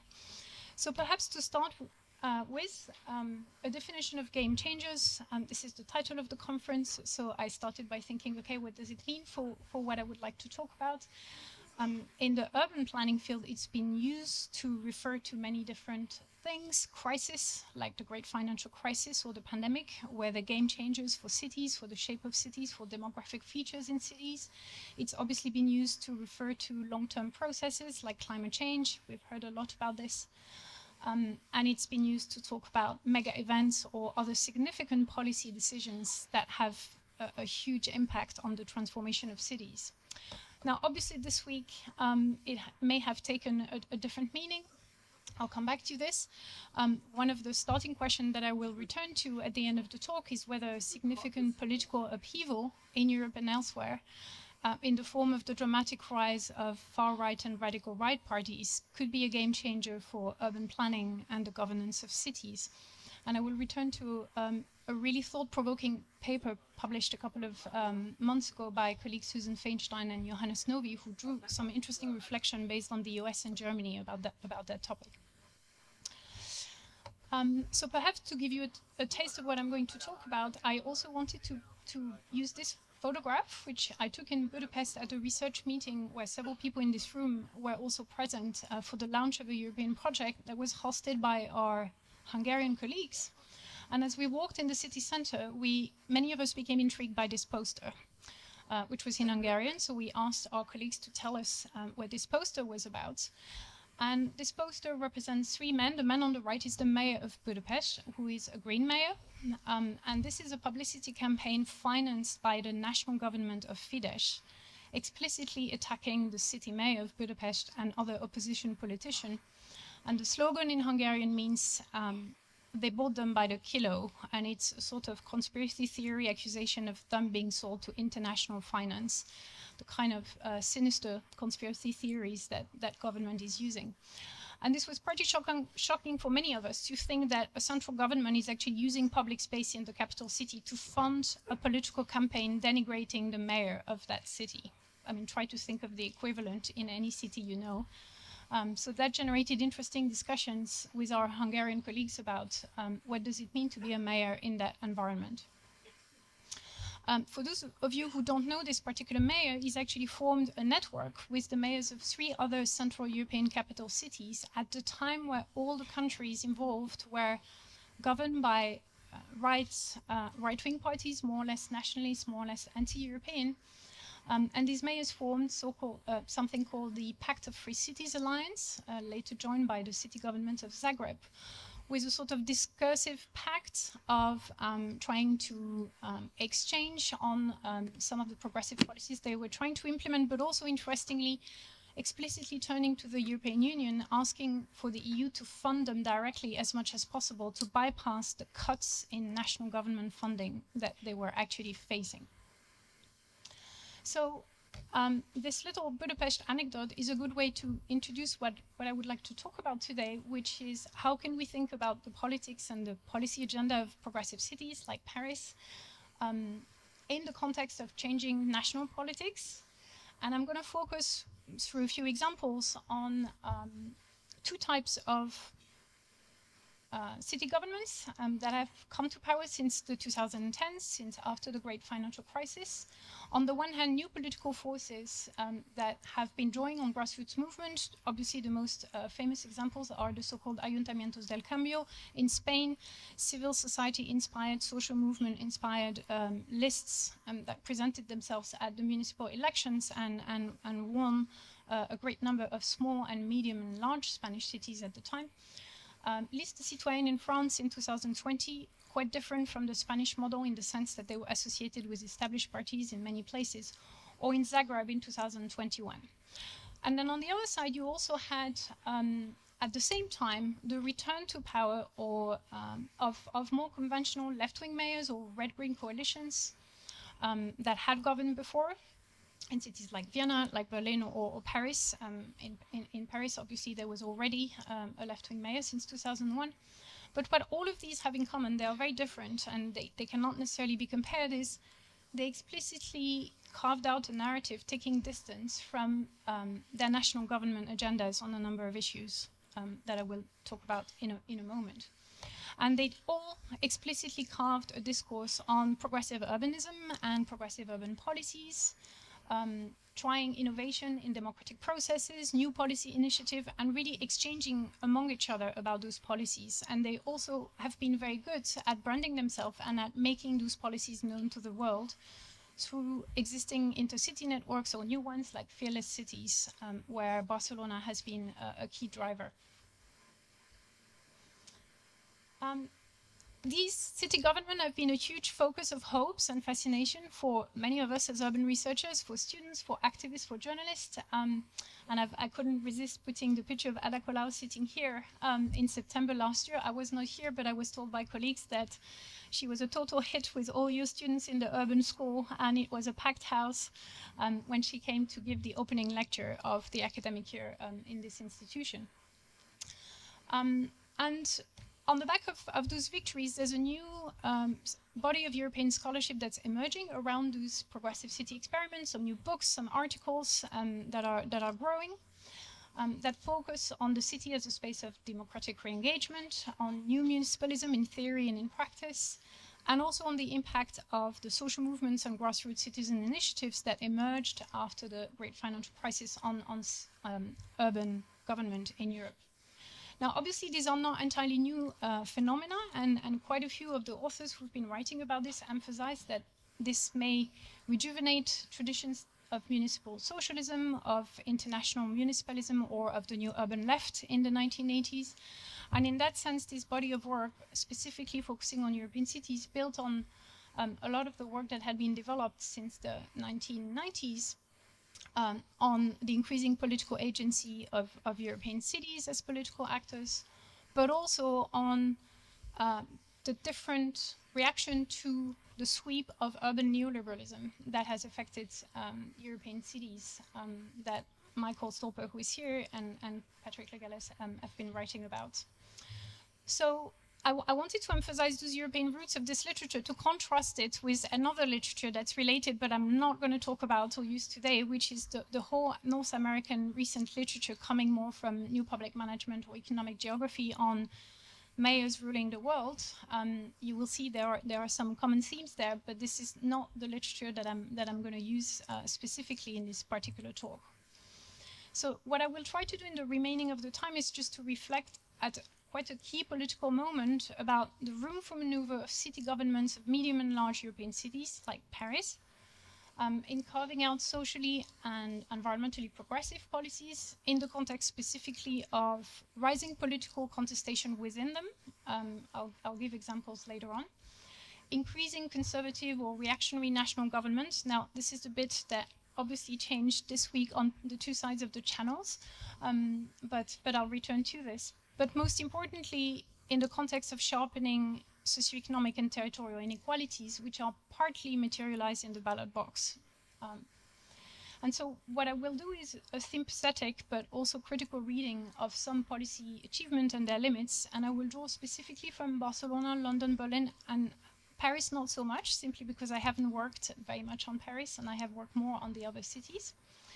And I should say from the onset that when we talk about these things, a problem that I'm sure many of you are facing is that it is not always easy to keep a healthy separation between our political preferences as citizens. Many of us will have voted for some of the mayors I'm going to talk about. Our work as social scientists and researchers trying to do good social science and keep a critical eye on the governance projects we are looking at, and also the policy advisory activities or even the social movement advocacy that we may be engaged in. And so in many of these cities, as a disclaimer, I have, as a researcher, presented evidence or done policy advice for some of the city government or social movements that are talked about. And so it is not always an easy task to actually separate these things for a good social science analysis. So what I'm effectively going to focus on are the segment of European cities that are considered to be on the left or on the center left, which is actually quite a large part of European cities. This is a recent statistic produced by colleagues at the LSE that have been looking at the political characteristics of European cities in Europe. So before I give a few examples of where some of these cities have tried to develop policy innovations and sometimes demarcate themselves from their central government, I think it's important to go back to an issue that I think Michael is going to talk about probably later, which is what can city governments do to actually tackle urban inequalities. And these city governments have faced the perennial problem of all city governments, the well-known problem of scale when you want to address inequalities. Most inequalities are not produced of the urban scale, and the urban scale is not necessarily, therefore, the most effective for solid policy responses that would address inequalities. But what's interesting is to see how many of these city governments have very creatively sought to systematically mobilize whatever was in their power, using different tools, which are summarized here in a nice article by Fran Tonkis as being tools that she calls non-income, that can address non-income inequalities, housing, education, environment, health, infrastructure, etc. And she classifies them into 4 different kinds of strategies that can be mobilized by those city governments. So just a few brief examples that many of you will be familiar with, just to see a little bit the diversity of some of the policy innovations that have been used. We've heard a lot already about some excellent examples from Paris. Many of these governments have developed innovation in local democratic processes. Barcelona was a particular pioneer in this, with the Barcelona and Como government introducing all sorts of new systems for a sort of recurring quasi-permanent process of citizens consultation, an online platform where you could submit proposal for the municipal action plan, and then you would get as a citizen an actual response and follow-up whether or not some of your proposal had been implemented. Barcelona has also taken the lead on open data strategies with a very explicit discourse around resisting the corporate control of urban data and gathering as much open data as possible. Second aspect of policies that have been explicitly devised, sometimes in strong tension with central governments at different points in time, are all sorts of initiatives that we could broadly label as the politics of recognition of particular minorities or particular social groups that were not necessarily taken into account in mainstream urban policies. Women, children, ethnic minorities, face groups, and I've just put here some examples of diverse reports or initiatives that have been taken in very different contexts over the past years to address those groups. A third huge area of innovation has been in different guises in different cities, the support to public, social, or community ownership of assets. Again, Barcelona has been really interesting in that respect, and I will mention it a little more simply because I have done more work on that city. There was some very interesting initiative in reforming public procurement criteria at the municipal level to include new ethical criteria that would try and match some of the social aims of the city. This is not peculiar to Barcelona, it's been tried elsewhere. There was a very deliberate process of re-municipalizing a number of workers that had been outsourced in some key services like funeral services, nurseries, or park maintenance. And there was a process of municipalization of key utilities, in particular with the creation of a new electricity company for public equipment of building.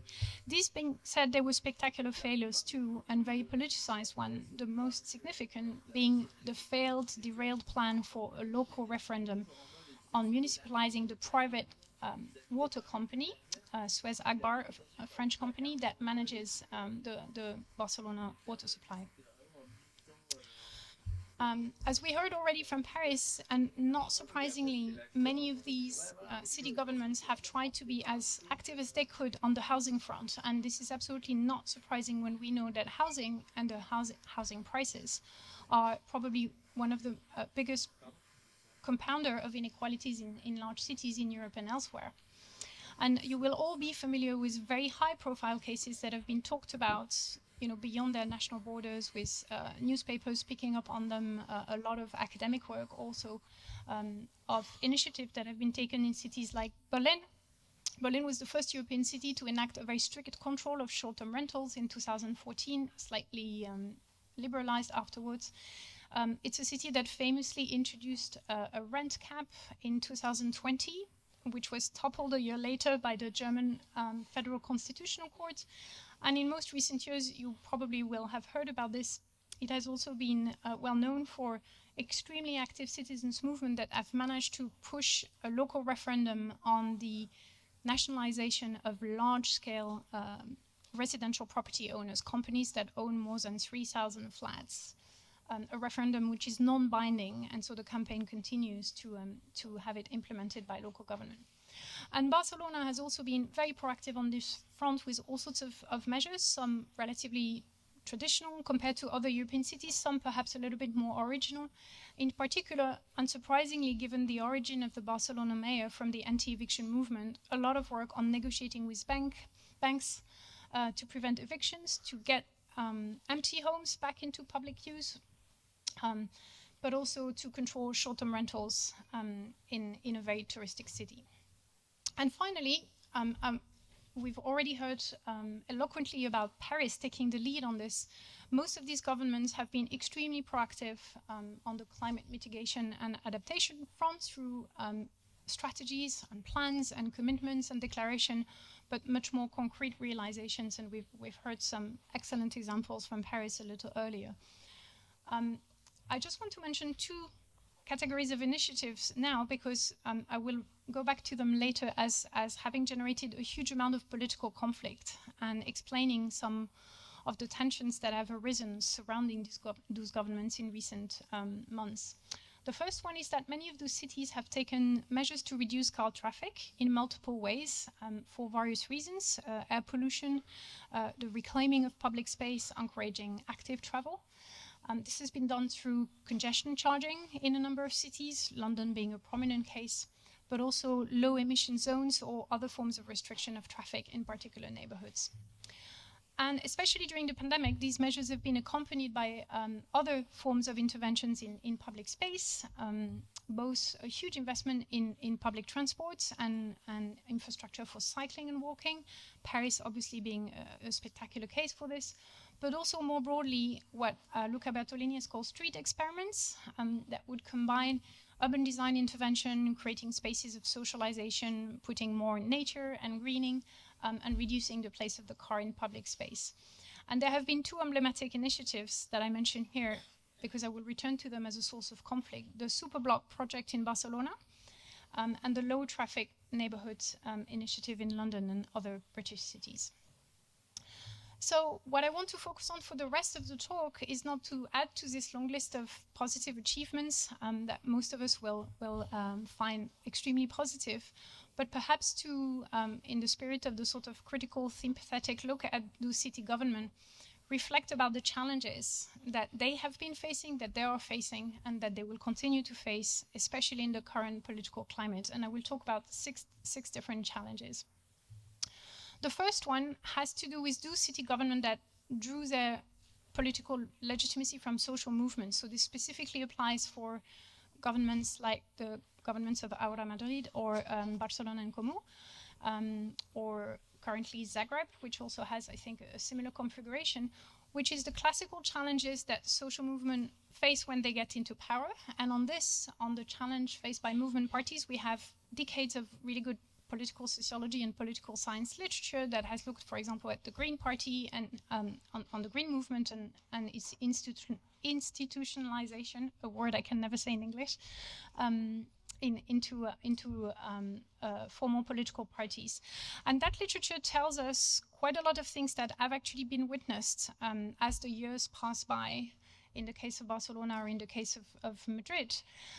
Classical questions of having to moderate your political program as you enter the institution. In the case of Barcelona specifically, because Ada Colau had to govern, she never had a majority in the council, and she always had to govern with the variable support of the Socialist Party or the left-wing Catalan nationalist parties, making a very complicated ad hoc configuration of supports and therefore leading to a taming of some of the demands.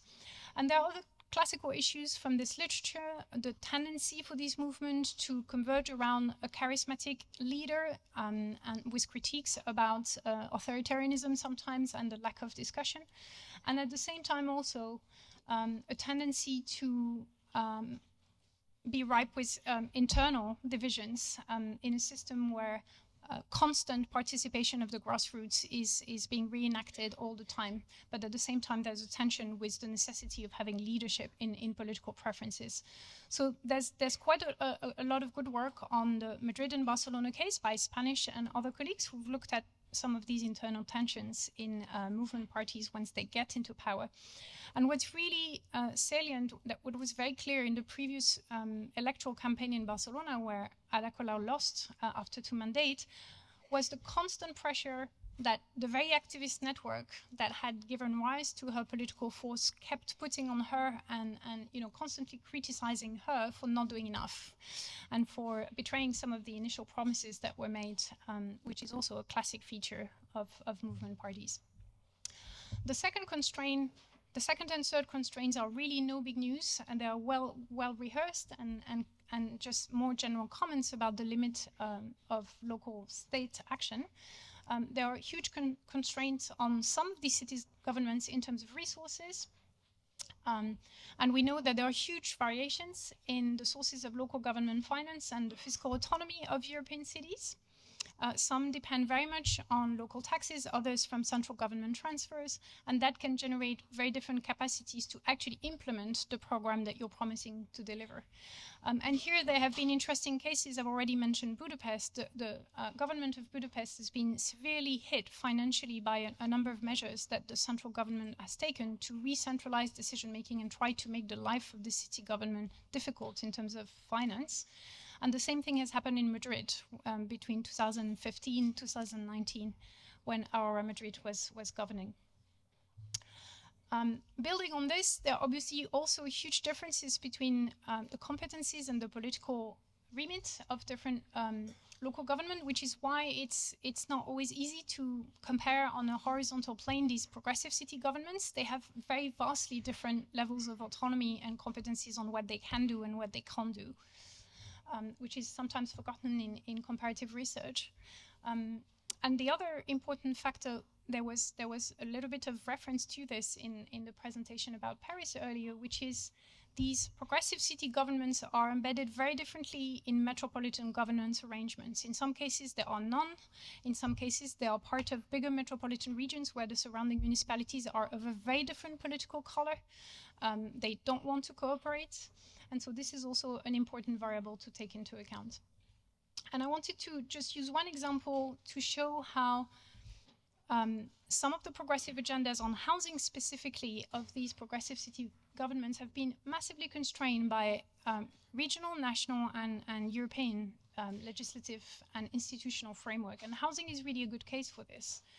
And I think in housing, I just used 2 examples. There could have been so many that illustrate the absolutely fundamental role of national housing welfare systems and legislation. In France, the question is, would the Paris city government have achieved a bit more than 25% of social housing and more in the coming years without a very powerful national law that was passed in 2001, Solidarity and Urban Renewal. It's been under threat and hotly debated in recent weeks. But that law has really given a very powerful instrument for a city like Paris that perhaps other European cities don't have in pushing for a massive increase of social housing.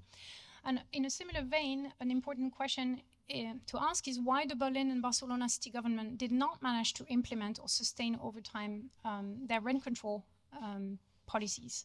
And in the case of Berlin, the case against the rent control was filed in front of the German federal court by a coalition of more than 200 CDU, CSU, and liberal MPs from the federal government who represented the interest of property owners. So that matches what we heard earlier about from our Paris speaker. And so here really something that sometimes scholars writing about progressive cities forget is that for all the hopes and romanticism about new municipalism and new cities, many of these remain highly dependent on national governments. And here I quote the words of Goran-Thurbon, political sociologist, who asked provocative question in that regard: who handled the bailouts of the 2008 crisis? Can London ignore Brexit? Have mayors ever stopped any war or trade conflict or imposed a different migration policy? And perhaps going back to Budapest as a salient reminder of what this may mean, I here wanted to quote some of the work of our colleague Ivan Tozic, who welcomed us in April and who explained to us all the different tricks that the Hungarian central government played to try and crush some of the autonomy and the political agenda that the mayor of Budapest and other Hungarian cities wanted to do. And he gave multiple examples. I've mentioned the finance, but he also gave examples of how central government has used exceptional legal powers to override local planning decision-making powers and basically make direct decision on large-scale projects that they want to see. Imposing architectural heritage and historic monuments, also a classic. He also mentioned the example of a neighboring country, Poland, where central government masterminded a gerrymandering of local election boundaries to change the outcome of municipal elections just before the 2008 local elections. And so our colleague Ivan, I've put a quote here at the end of a little reflection piece he has published on the Euroblog, concludes that Budapest is a prime example for researchers who want to observe the political, legal and financial war between a capital city and its national government. Although this is an exciting research topic, it's much less exciting for the residents of the city. So the forest limit I would like to talk about just follows on from the previous one. It's also an obvious one, which is the ambiguous role that EU rules and policies play in framing what is possible or what is not in terms of these progressive urban political projects. And the EU here opens spaces for opportunities through funding programs, through a whole series of initiatives that facilitate networks and cross-border collaboration and exchanges between those cities. But it also, through many contradictory policies, pull in different directions and sometimes contradicts or undermines some of the objectives that those city governments want to pursue. And there are two examples. There are many examples that could be given, but two that refer to some of the topics we've heard about earlier. One is housing and social housing provision. There are very strict rules on the amount of subsidies that governments at different tiers can give to enterprises, and social housing providers are considered enterprises under those rules. And without entering into the detail, these very complex and quite technical state aid regulation effectively constrain for whom social housing can be provided, and in theory restrict this provision to lower income group. And this has had a huge impact on the Netherlands, for example, in Sweden, where the social housing sector had to be restructured to comply with those state aid rules. And another examples that will very much chime with what we heard about earlier in the case of Paris is the recent tension that has arisen between different EU initiatives for biodiversity and soil, this idea of no net land take by 2050, and also coming from the revised version of the Energy Performance of Buildings Directive that will have huge implication for retrofitting in cities. And there are now huge discussions that many of you will be familiar with on the implication for housing, for density and social inequality in cities, with a lot of worries about what has been called renovictions, processes of social displacement of low-income groups as buildings are being refurbished to higher standards and rents may be increased. And a number of colleagues, including Marco and a team here at the Urban School, are now involved in a large European project, rehousing, that's going to look at those tensions and how they are being addressed with in concrete terms. The fifth limit and challenge that I wanted to talk about is the relationship between the city governments with corporate and market actors. And here again, there's nothing new in a sense. There are long-standing debates and a lot of literature in urban politics on the room for maneuver of local state actors vis-a-vis transnational corporate actors, footloose capital, mobile consumers. And I was trying to think, okay, what's new? And two examples that came to mind are the emergence of new types of transnational corporate actors that have taken a significant role in the built environment of cities over the past 20 years. On the one hand, transnational real estate investment funds. And as you will know, there have been quite a lot of activism and also political mobilization around the role of such funds like Blackstone or other large-scale corporate landlords in European cities. And the other examples are large firms from the digital technology sectors, the so-called GAFAs, and large firms from platform capitalism, like Uber and Airbnb. And here it is telling that many of the progressive city governments that I've been referring to have, in many cases, tried, or at least discursively announced that they would try and target some of these firms head-on as part of their political program. And the example I wanted to give here is drawn from research done in collaboration with Francesca, who is there, and our colleague Thomas Aguilera, in a book that will be published next year, where we have studied the political regulation and the conflicts in European cities around the governance of platform capitalism. So in other words, how 12 European city governments seek to address the question of short-term rentals and the platforms that mediate them. And we see very different political responses, but some cities, Paris being one, Berlin, Barcelona being others, have taken a very strong stance, political stance, vis-a-vis an actor like Airbnb, and have been permanently embroiled in collaboration and conflict with those large platforms. Sometimes the two combine at the same moment in time. And this has been materialized through complicated relationships, tax collection agreements, whereby the platform is in charge of drawing the tourist tax on behalf of the city, advertising campaigns that once were in the Paris metro that Airbnb plastered on the walls to justify the benefits for Parisian hosts of putting their flats on the platform, but also a much more conflictual and contentious relationship with court cases, by platforms against city government, high-profile case being Paris, data wars, where city governments are pushing platform to release the exact listings of hosts, and so far only 2 cities have actually managed to obtain these in our sample, Paris and Barcelona, but also strategies developed by platform to fight against city regulation by mobilizing their own users. And I've put here the example of a letter that was sent to every single person renting out of flats on Airbnb in Barcelona, asking those people to send a letter to the mayor of Barcelona and the city government to oppose the stricter regulation of short-term rental that the progressive city government was trying to do.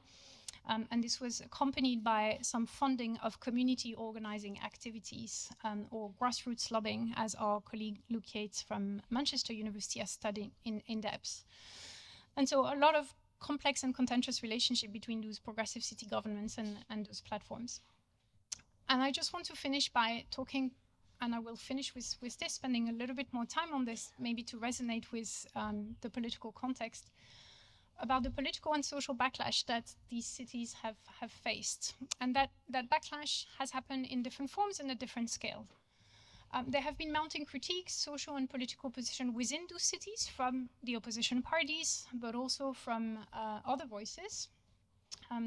That backlash has been manifested through what a Catalan colleague who was the deputy mayor for housing, but who is also an academic, Josep Montaner, described as urban lawfare. And he has, in a book in Spanish, not yet translated, forensically analyzed the court cases, dozens of court cases, hundreds of court cases that were piled up against the mayor of Barcelona and her government by large firms, pro-business group, real estate owners, systematically trying to delay or derail urban projects, and specifically measures that had to do with reclaiming public space, increasing affordable housing, and taking the car out of Barcelona streets. And it's in that context perhaps not surprising to see how bitter and really aggressive some of the recent municipal elections campaign have been in some of the cities. The campaign was particularly vicious in Barcelona in 2023, with personalized, misogynistic, and extremely brutal attacks against Ada Colau, supported by some of the media and social media. Or equally in London, we had municipal elections a few weeks ago in May, and the degree of attack and viciousness against Sadiq Khan, the mayor of London, was unseen and unparalleled, and he actually referred to it in his victory speech immediately after being elected, with very serious racist and xenophobic attacks being mounted at him. But more broadly, in some of these cities, and Paris is no exception to this, there have been sort of broader critical discussions about who are these mayors and coalitions governing for. Are they mayors that only serve the middle class bourgeois bohemian? Are they governing for all parts of the cities, including more deprived neighborhoods?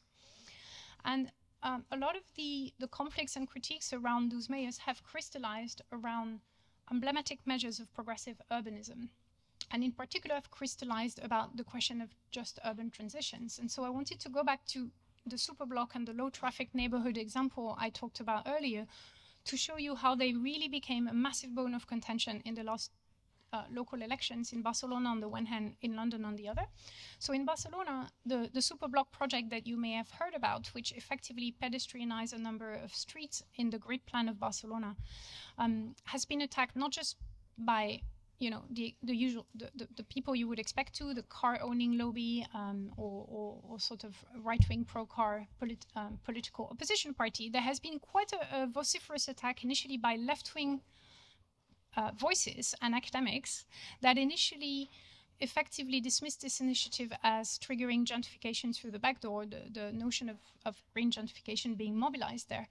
And eventually some of these voices realized that this might not be very, very productive in the context of a heated municipal campaign, and the discussion on that front calmed down a little bit, but it effectively generated a huge discussion in local academic circles about how do you reconcile green transitions and the improvement of urban space with effectively a market economy with the private property of land, where real estate prices might increase as a result. And there has been interesting work being done on that front by the team of the Barcelona Lab for Urban Environmental Justice, looking through a number of papers at the social equity impact of these transformative urban intervention and their political effect. And one of the researchers of that team, Oriol Marchetti, is, I think, at the moment leading an ERC-funded project looking at the political backlash and the political conflict surrounding similar measures in a number of European cities. And the other example I wanted to give, which we've started to do some work with colleagues in different British cities, Cambridge and London, is the strong protest against low traffic neighborhoods and ultra low emission zones in London and elsewhere, which have really been very intense over the past few years, that have taken the shape of physical damage to the materiality of these interventions, extremely vicious attacks against local politicians, street demonstration that mixed a very diverse set of characters, from far-right conspiracy theorists to left-wing ethnic minority advocates that talked about the environmental injustices created by those interventions. So a very complex set of opposition voices. And the whole issue was completely weaponized into national politics last summer, when the former Prime Minister Rishi Sunak actually mobilized this to accuse Labour of being an anti-motorist party. And he was hoping to surf on this accusation in his political campaign. That obviously wasn't very successful, but at the time this was a big thing. So just to finish, this leads me on to finish with the topic that's probably closer to some of the political context, which is that even in those cities that have progressive city government, there's plenty of evidence of reactionary groups, and the political balance can also swing relatively quickly. And we are reminded of this by looking at other cases of European cities where the far right or political project with affinities with the far right have actually come into power. And this is where the contributions I mentioned earlier offer interesting food for thought about what does it mean for a city when the far right arrives into power or puts an enormous amount of pressure on non-far right parties that are in government. And here I've just put a few thoughts that are drawn on some of the examples I mentioned earlier, Budapest, but also the piece of writing that Susan Feinstein and Johannes Novi wrote, which draws example from Germany and the US. And there's all sorts of tricks that have been used by the far right to influence urban politics and planning, weaponizing green transition measures, vicious campaign against city leaders, the possible capture of land use planning system for corruption and cronyism. And an interesting hypothesis which has been developed in a very interesting book on Istanbul and Moscow is also enlisting the support of the property-owning middle class to support illiberal government by giving them opportunities to use their real estate property and make money out of it, and therefore secure their support for national illiberal government. And there are plenty of other examples that can be used, unfortunately, to draw a list of what far-right politics and urban politics mean. And here I think a good text to reread is a wonderful piece by Oren Yiftachel from 1998 on the dark side of planning. And he creates a typology of the multiple ways in which planning can be used for reactionary political projects. And it's amazing how it hasn't lost any of its relevance in the current context. So I will just conclude here by coming back to France and also saying that we can't really think about the city's political project without embedding them into their broader national context. This very topic has come back very much in the political and media discussion in the previous weeks, with this idea of an urban vote and a rural vote, and of territorial divides supposedly expressing different cultural and political behavior, with some very controversial authors and scholars that have been mobilized recently in the right-wing media and extremely criticized by many French social scientists for using very simplistic political and spatial metaphors describing the division between, left-wing liberal woke metropolitan areas versus peripheral France and a population turning to the far right as a result of political frustration. And I wanted to mention these because all the French colleagues will know how controversial and dismantled those spatial metaphors have been by good social scientists in France. But some of those ideas are actually being replicated in the foreign newspapers. So The Guardian, in particular in Britain, continues to basically present some of these very controversial theses as a lens to explain what's happening in France this week, and have not caught up at all with some of the criticism about these.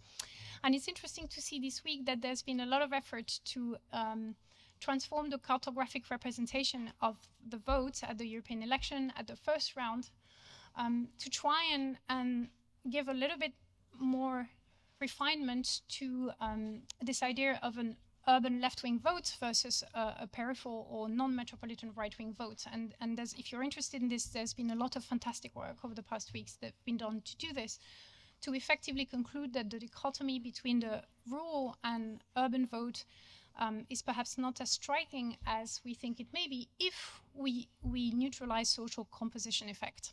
And so that is an important discussion. It's not just a political discussion because it has ramification for the way we think about the responsibility of urban and regional planning policies in explaining some of the political polarization trends that we have seen. So I just wanted to conclude with just a few summarizing arguments for specifically to think about urban research and teaching, things we're going to talk a lot about in the next 5 days. Perhaps the need to avoid an over-romanticization of progressive city governments, and for us as researchers to offer sympathetic but constructive critique. And above all, I think produce analysis and evidence to help some of those city governments with difficult issues. And as we heard about earlier, probably at the moment the most difficult one is the social impact of ecological transition measures, precisely because it's weaponized by the far right. So that's probably an urgent area of attention. A better engagement with the complex dynamic at play in those territories within and outside the metropolis, precisely also to fight against these simplistic binaries that are also weaponized by the far right. And perhaps for planning and built environment education, I'm going to return to what Tommaso said at the beginning, because we are in Sciences Po after all. And this is something I've been thinking a lot about, moving from a school of planning to a department of land economy, which is shaped by economists and lawyers, which is how vital it is to teach sociology and political science to our planning students, besides all the other disciplines we see in a planning curriculum, precisely because of the salience of increased political conflicts in our societies. Thank you.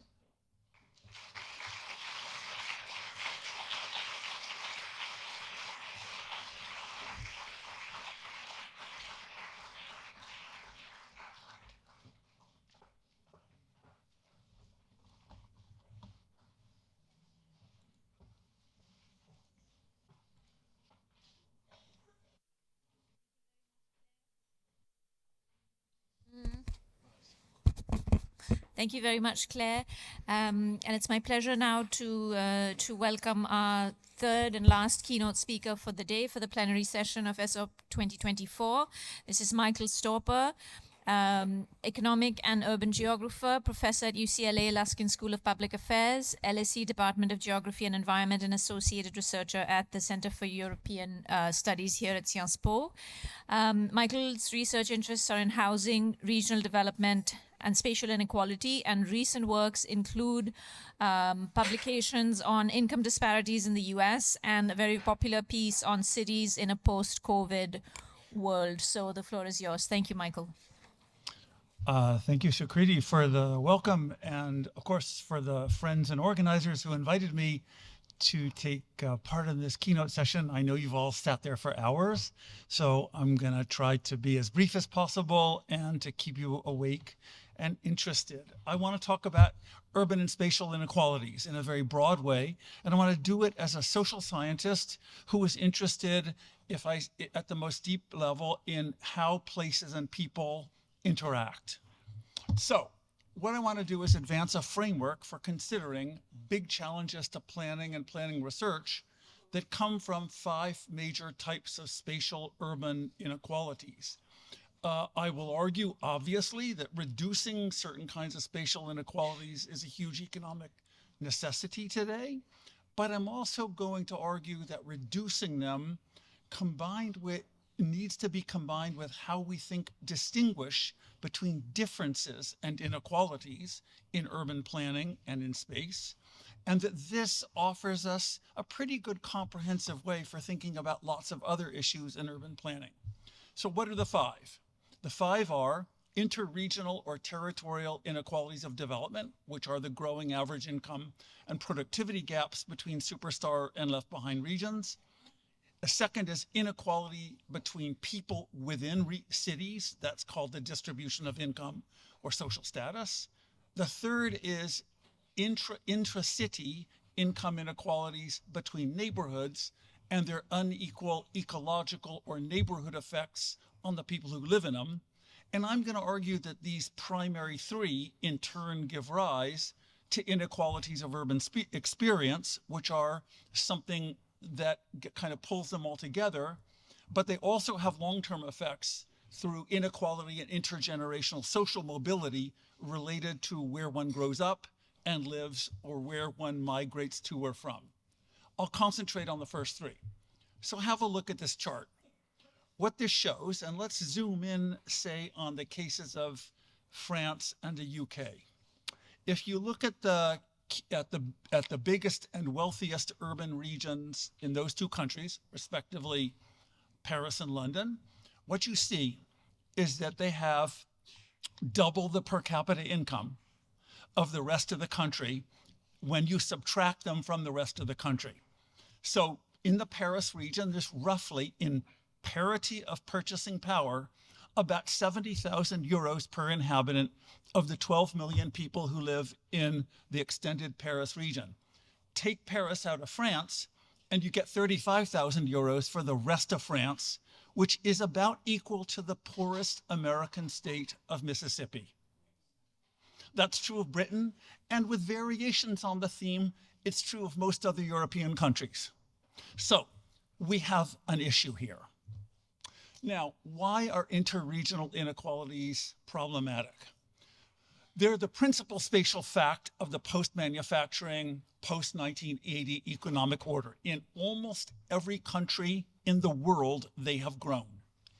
So the big, prosperous metropolitan areas, and we commonly use this moniker of superstar regions, right? They are winners in economic terms. But as you all know, internally, they tend toward overheating and gentrification. The costs, therefore, of success are seen inside the superstar regions. And these costs are, of course, mostly imposed on the less skilled, meaning working class people in general, who reside in the superstar regions. And roughly, if you want me to give you orders of magnitude, in the developed countries of the Western world, the superstar regions have between 40 and 50% what we might call non-working class people with university diplomas or more, and about 50 to 60% of working class people defined by this educational divide. But there's another problem, which is outside the superstars, other regions are losing their talented young people who, with each generation passing, more and more of them migrate to the superstars, thus contributing to the stagnation in the income and cultural prestige and sense of collective self-worth in the non-superstar regions. This, of course, leads to a decline in national cohesion and feeds into conflictual politics. There are only a few, usually small, high-income EU countries that have partly escaped this problem. They should be studied and admired, and there's lots of lessons we can get from them. But small European countries, as examples, don't scale up because they are to Europe what prosperous states are to the US, meaning they're prosperous regions in an integrated economic area like the US or like Europe. That is why spatial inequality is a pervasive problem in big countries and at the level of whole continental economies such as Europe and the US. In addition, in successful emerging market economies such as in Eastern Europe and the Global South, further integration is likely to do exactly what we have already seen in the USA with its integrated space economy. It promotes high incomes from efficiencies that you gain, but it also promotes spatial inequality because spatial inequality is the principal vehicle of producing high incomes and productivity. Superstar regions are favored by integration processes. This isn't an argument by any means against further European integration, but it's a feature that requires our attention. So can we reduce interregional inequality? It's the toughest area of policy making today. In the past, we used policies that would spread manufacturing, but that was in a previous era whose structural economic conditions are no longer relevant to the period we're living in. Today, there is a common belief in planning and among even some economists that by investing more in public amenities, such as schools, infrastructure, health systems, and so on, in the less favored regions, that we will tame the objective and subjective dimensions of these inequalities. But the research literature, unfortunately, suggests that amenity spreading is not a replacement for local economic development and doesn't bring it about. This is because amenity spreading doesn't offset the fundamental market forces of scale and skill-based agglomeration, and therefore doesn't stop the outmigration or outsorting of talent from the less favored regions to the big metros. So in the policy world, we are actively trying to rethink policies for supporting the left behind or lagging regions. Unfortunately, the evidence shows that we have not been effective at this in recent decades. At the EU scale, where I work quite a lot on this problem, we're trying to correct it by working on the world's most ambitious and forward-looking cohesion policy framework for the next 10 years. As many of you know, it's one of the biggest programs of the European Union, along with the agricultural policy. Now, as planners with knowledge on context, that is real places, we need to be all in on helping such policies to be framed and implemented. We must not leave it just up to other disciplines and professions. And I want to re-emphasize that this is a field I work in, and I'm sorry to have to say, but we're losing the battle. Now, there are also some paradoxes and contradictions of planning interventions. Planning doesn't just spread amenities between more and less favored regions. In the past 30 years, planning has made superstar cities much more livable. In this period, we have learned how to improve urban amenities with the idea of increasing quality of life for residents of big metro areas. Clean cities, walkable cities, cultural cities, artistic cities, greener cities, festive cities, public cities, agreeable spaces. Superstar cities have enjoyed an especial increase in their quality of life due to the huge investments in amenities that we as planners have implemented in them. And as a profession, we should actually be proud of these improvements that we have innovated because they've made the lives of millions of people a lot better than they would otherwise be. The paradox, though, is that access to such metropolitan amenities is now a form of inter-regional and inter-neighborhood spatial privilege. As I noted, powerful market forces, such as income and the access to housing in the best neighborhoods that it provides, increases inequality in spatial access to such amenities, even as we provide more than them. So the high-skilled people with high incomes now benefit from more access to the amenities that we provided in the superstar city regions compared to other regions. So the amenities that we create strengthen the attraction of the superstar metros, and along with the economic benefits of agglomeration for the highly educated, this in turn reinforces the sorting of the young and the skilled into these regions, and unintentionally, we contribute to interregional inequalities. That's what's happened. So just to be clear, I want to reject something, and Claire actually referred to this, the unsupported, polarizing claims of some of the so-called populists, to wit, that the success of superstar cities is somehow a plot of the urbanites against the less educated, the rural, or the small town populations. That's kind of a trope of the populist literature, especially here in France. Interregional inequality is not a plot. It's an emergent structural outcome of the post-manufacturing economy. Planners are then, we meaning we planners, are tasked with finding the ways in the less fortunate regions to compensate for the effect of these inequality on the ground, notably all that outflow of talent, youth, and high incomes, without having much voice in how the inequalities are generated in the first place. And I think, as many of you know, it's very frustrating. So what can we do? I have one critical self-critical remark for us collectively, and I include myself in the self-criticism. I think we've become too focused on amenities and services spreading and not enough on changing spatial fundamentals. In part, it's because the higher powers allow us to work on amenities, but don't give us instruments and authority to work on spreading development. But we should focus more on economic development, on local economic development, and on spreading interpersonal and intergenerational opportunity to the less favored regions. So this is the first big challenge that I want to give to you as an audience, which is we should spend more time on this, and not that we should focus less on amenities, but we need to balance it with a focus on spatially distributed economic and social development. Okay, now let me turn to a second inequality, and that's between people within places. So market income inequality between people is rising in most parts of the world. It's what we call in economics before redistribution by the social welfare state. In developed economies, the incomes of the top 30 to 40%, sometimes a little more depending on the country at hand, which are basically those with university education, are more and more distanced relative to the rest of the population.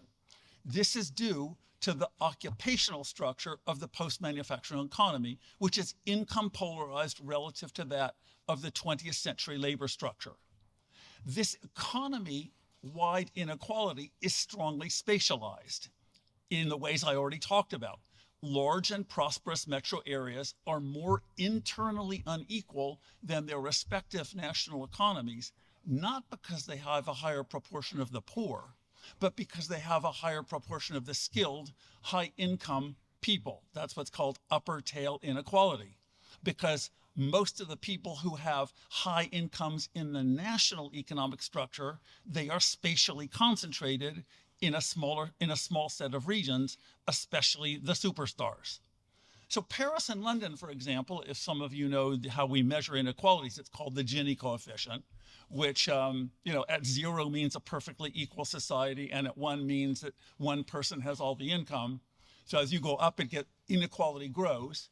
Paris and London have almost identical Gini coefficients on incomes from work, about 0.53, which, to give you a comparison, are about the same levels as Brazil or South Africa or India, which are the most unequal countries on the planet, okay? Compared, however, to their national Ginis, which are much more equal, respectively of 0.36 and 0.41. These, however, Paris and London are not unusual, but quite typical of superstar cities around the world. But cities like Paris and London don't cause this polarization.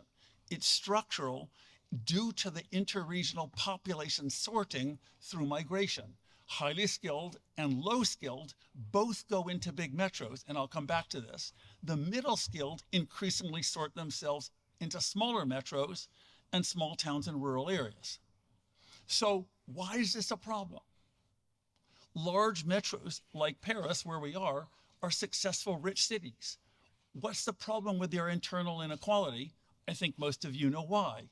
The negative effects are about what we might call urban positionality, notably in housing and other location-dependent aspects of life. This drives up housing costs in the best neighborhoods of these metros, and this then spills over to squeeze other groups in other neighborhoods. This cuts into the real incomes, meaning the money income minus the housing costs of the less skilled, more than it does of the skilled. Both of them have to deal with the high housing costs of a Paris or a London or a New York, but the effect is differential because one group has a lot more money to start with.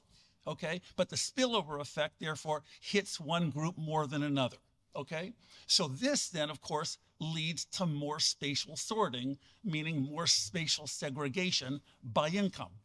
So this, of course, in turn, creates a sense of social separation, hierarchy, and alienation. Now, can we do anything about this? Yes, actually, but we have limited powers. Most of the sources that I'm describing are economy-wide and structural. But, and we might say this, it's not feasible to limit by fiat or by law the in-migration of the skilled. The only way to stem this in-migration of the skilled would be to make other regions more capable of making such people want to stay in the other regions. And that's what I argued in my first point, which is we need more development there so that fewer young, talented, educated people want to go to Paris and London and instead would rather stay in these other places.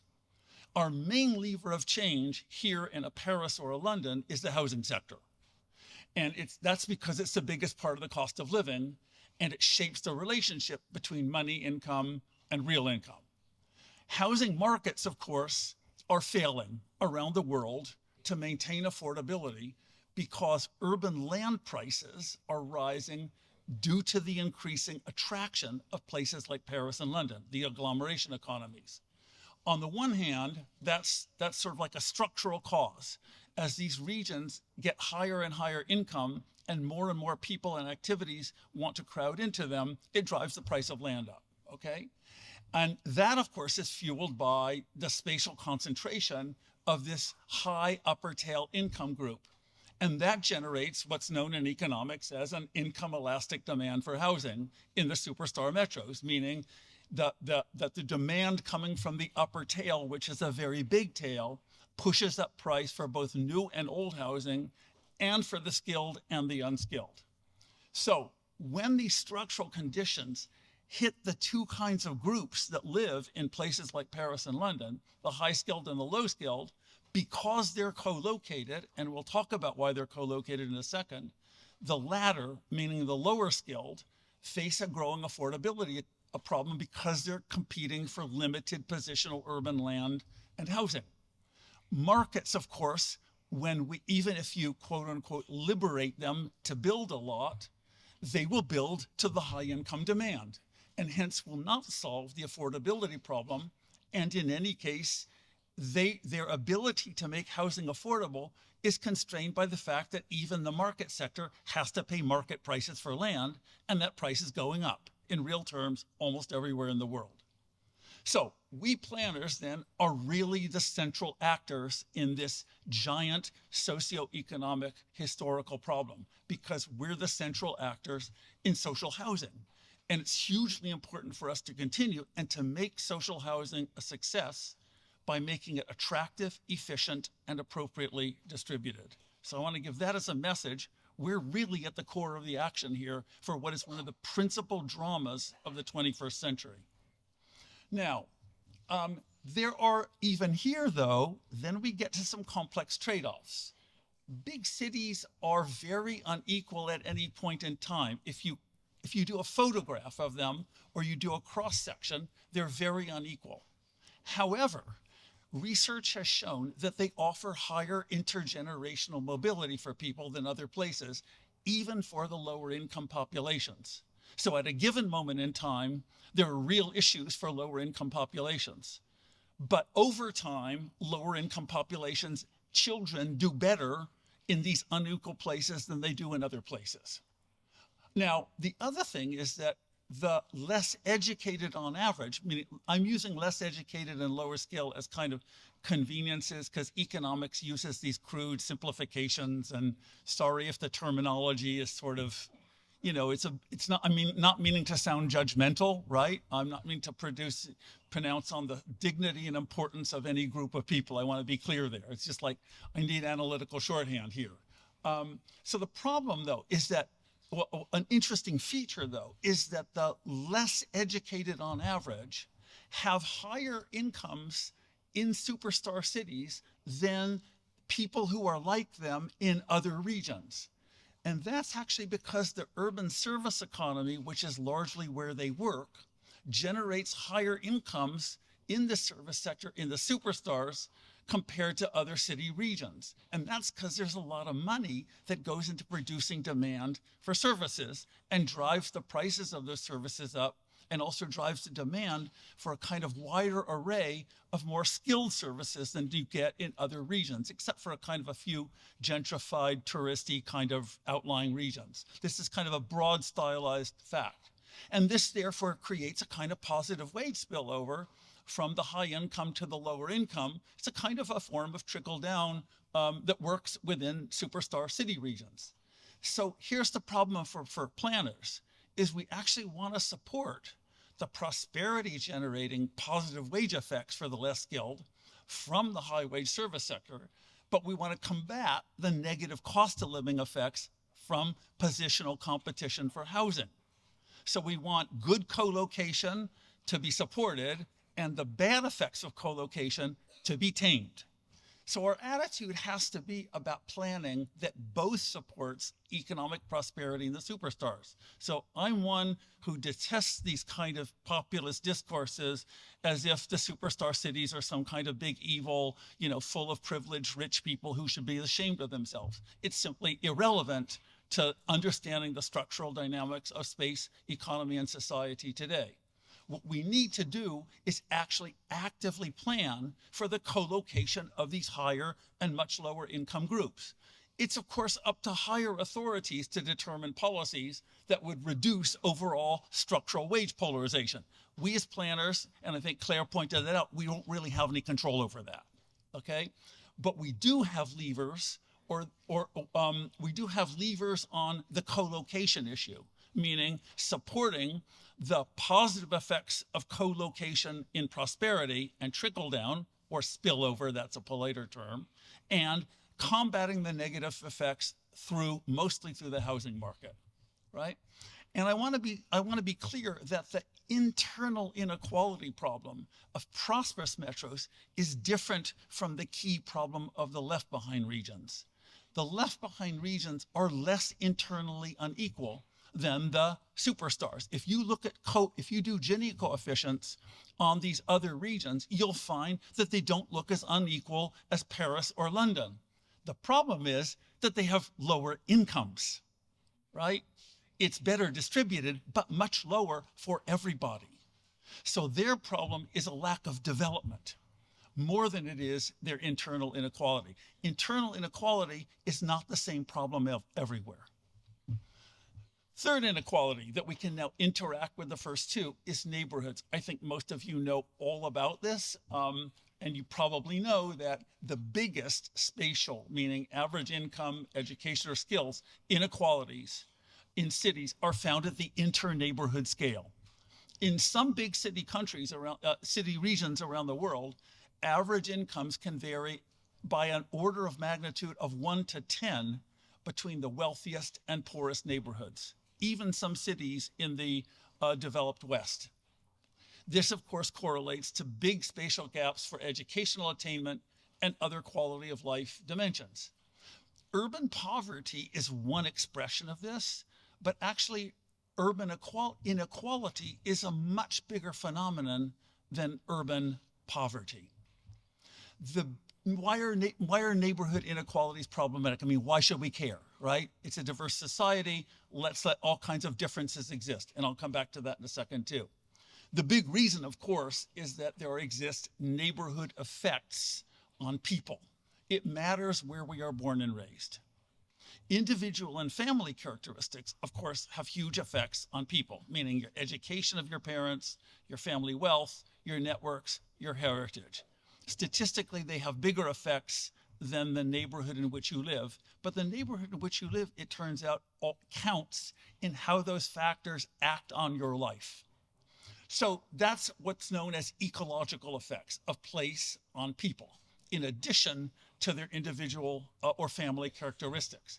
Now, ecological effects can be positive or negative, right? So good ecological effects are the benefits of a good neighborhood. But some are negative, meaning when they trap us in poor education, high violence and disorder, limited social and spatial horizons, constrained social networks, and low collective capacity contexts. So the long-term goal must be to create more mixed income neighborhoods and cities, not for reasons of moral posturing, but because very high levels of neighborhood inequality are incompatible with equalizing intergroup and intergenerational opportunity. That's what social science, I think, really convincingly has demonstrated in the last few years. So what can we do about inter-neighborhood inequality? Principally, once again, it's the housing sector. By creating more mixed income neighborhoods, as well as trying to mix education. But as most of you know, mixing education through policy has had a very, very, very limited success in a lot of countries because households game it. They self-sort or they get around the rules to get their kids into schools in spite of whatever rules there are about mixing education. The housing part is the most important because it reallocates population. I'm arguing population reallocated along mixed income lines, and that's key to all the rest. So the principal way to change the geography of housing, once again, is to decommodify part of it, the urban land and housing market, through public housing and allocation, and to spread such housing into many neighborhoods. Someone already mentioned, I think, the outstanding, example of, Vienna. It goes back to Red Vienna, and it's quite an inspiration for many of us. We, of course, need to build on it and think about how we would do it in 21st century contexts that are not Red Vienna of 1920. But in addition, we can, of course, do something else, which is we can reduce neighborhood effects on individuals by making them more mobile. We can help them to exit to better neighborhoods.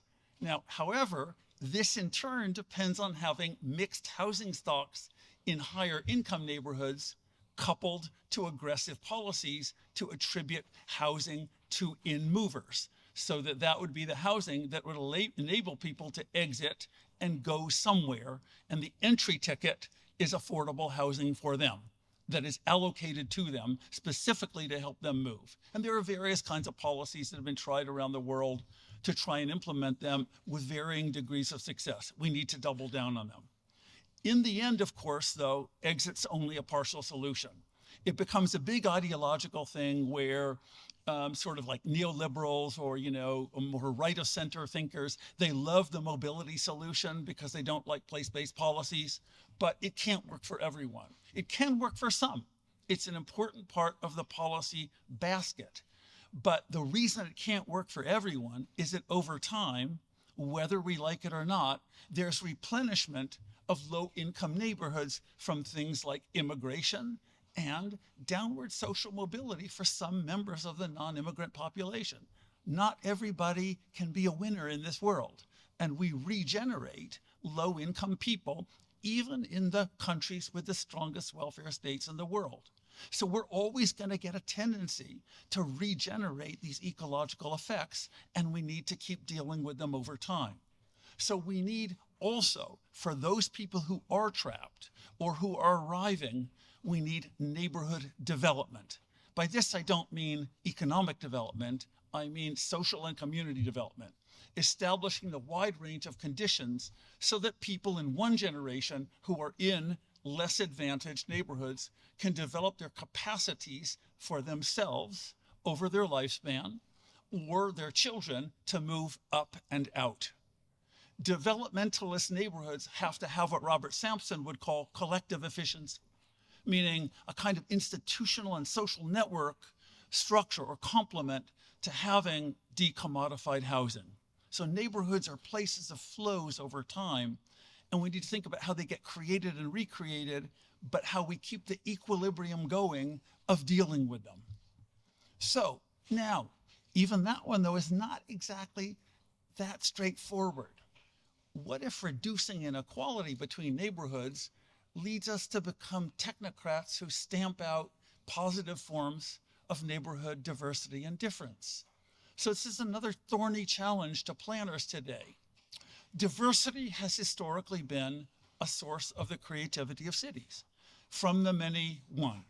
But also in the contemporary context, research has really firmly demonstrated that population diverse cities are more productive than non-diverse ones. That is, people of different origins make cities more productive in a variety of ways, from the economic to the cultural to other ways.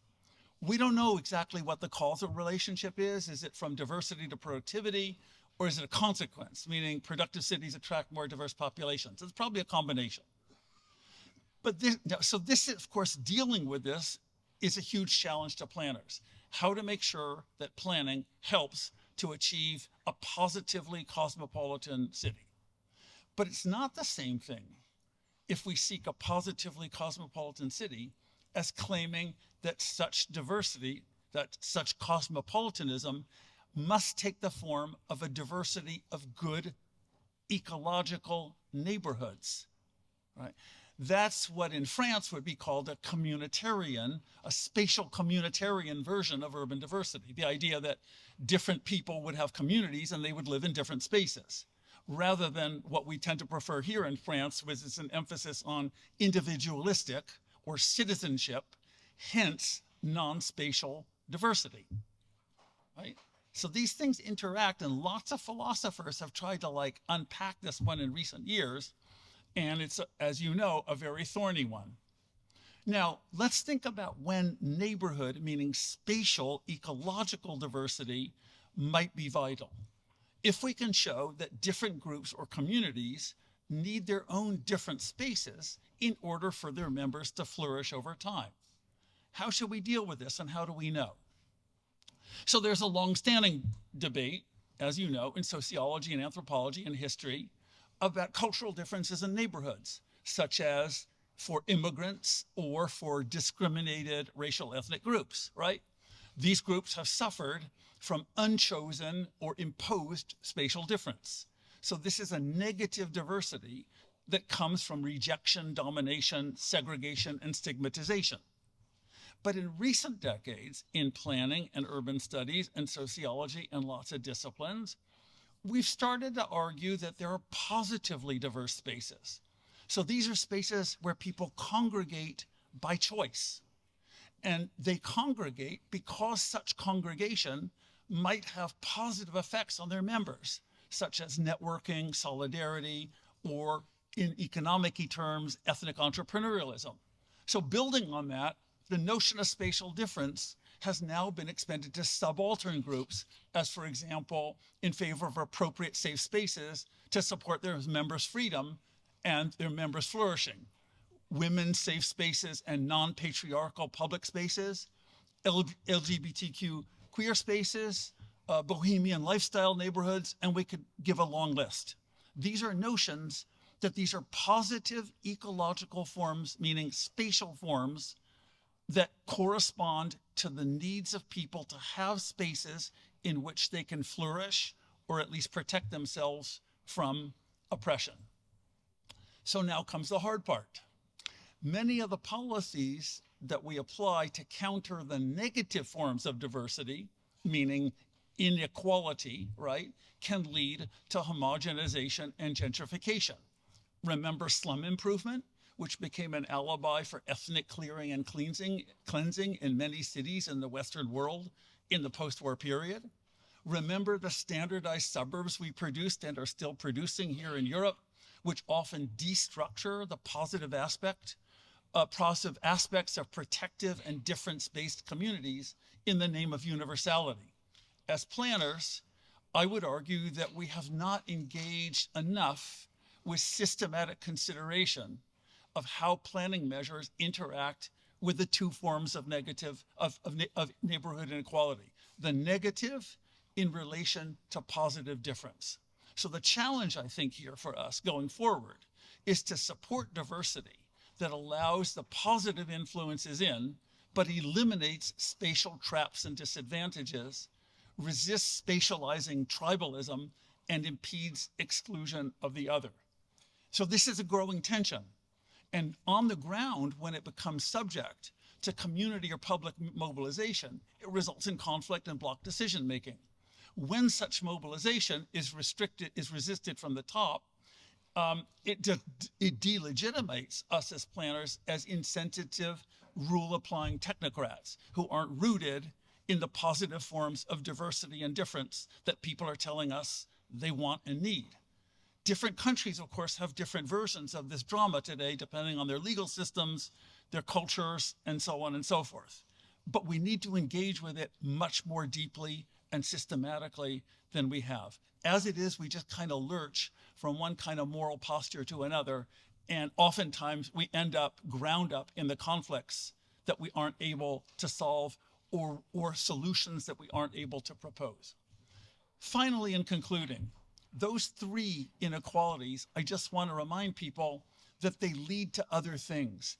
So spatial experience, this is something that actually is quite a new subject in social science, although historians have always described it, well, not always, but many have described it eloquently. Social psychologists have recently established that who we mix with, how we mix, where we mix, or inversely, how we separate, has deep effects on our knowledge, attitudes, aspirations, fears, and perceptions. There are simply different socializations when spatial inequality is high. So in general, mixing makes people more mature, less fearful, more open, more aspirational, and more tolerant. But mixing under conditions of disorder, crime, and conflict work the other way, to promote rejection of the other and reinforcement of neurotic, anti-cosmopolitan, and authoritarian attitudes, turning space into a perceived zero-sum game. So the three main spatial inequalities we have all considered, they all lead to this difference in human spatial experience, which is a version of human socialization experience. Some of these differences can be positively diverse, others can reproduce hierarchy and inequality. So we need to better, as planners, and more rigorously distinguish them from one another as seen through the lens of experience. And I think we've only begun to do that, and our allies in social science are onto it, but we now need to start thinking about how we would deal with this in planning practice without having any pretensions to do any kind of social engineering. And finally, all these inequalities have long-term effects. They have long-term effects in that they influence whether subsequent generations can move up the social and economic hierarchy. Positionality, the where of our lives, is pervasively important for what an individual becomes relative to their parents. Are we similar? Are we trapped downward? Or are we escaped and upwardly mobile? Elite groups benefit from their spatial privilege, supporting their class and income positions over multiple generations. So this is my conclusion. I wanted to lay this out, this inequalities and people framework, as a way of sort of saying that I think it's a good general way for thinking about lots of issues in planning today. There are lots of things on our agenda, such as climate resilience, transport, housing, urban design, integrating refugees, migrants, and so on. The inequalities framework, I think, can be applied to all of them. It's about spatial and urban causes and consequences of inequalities. It calls on us to combat negative inequality, but also to consider positive spatial diversity and difference. It emphasizes dynamics, attention to people today and generations over time. And it insists on carefully distinguishing between ecological spatial forces in causing inequalities, but also a duty to avoid ecological fallacies that can delude us into thinking that changing space always positively changes society. Sometimes it does if we do it right, and sometimes it doesn't, or it even makes things worse. So that's my framework. I know you sat here a long time. Thank you enormously for hearing me out.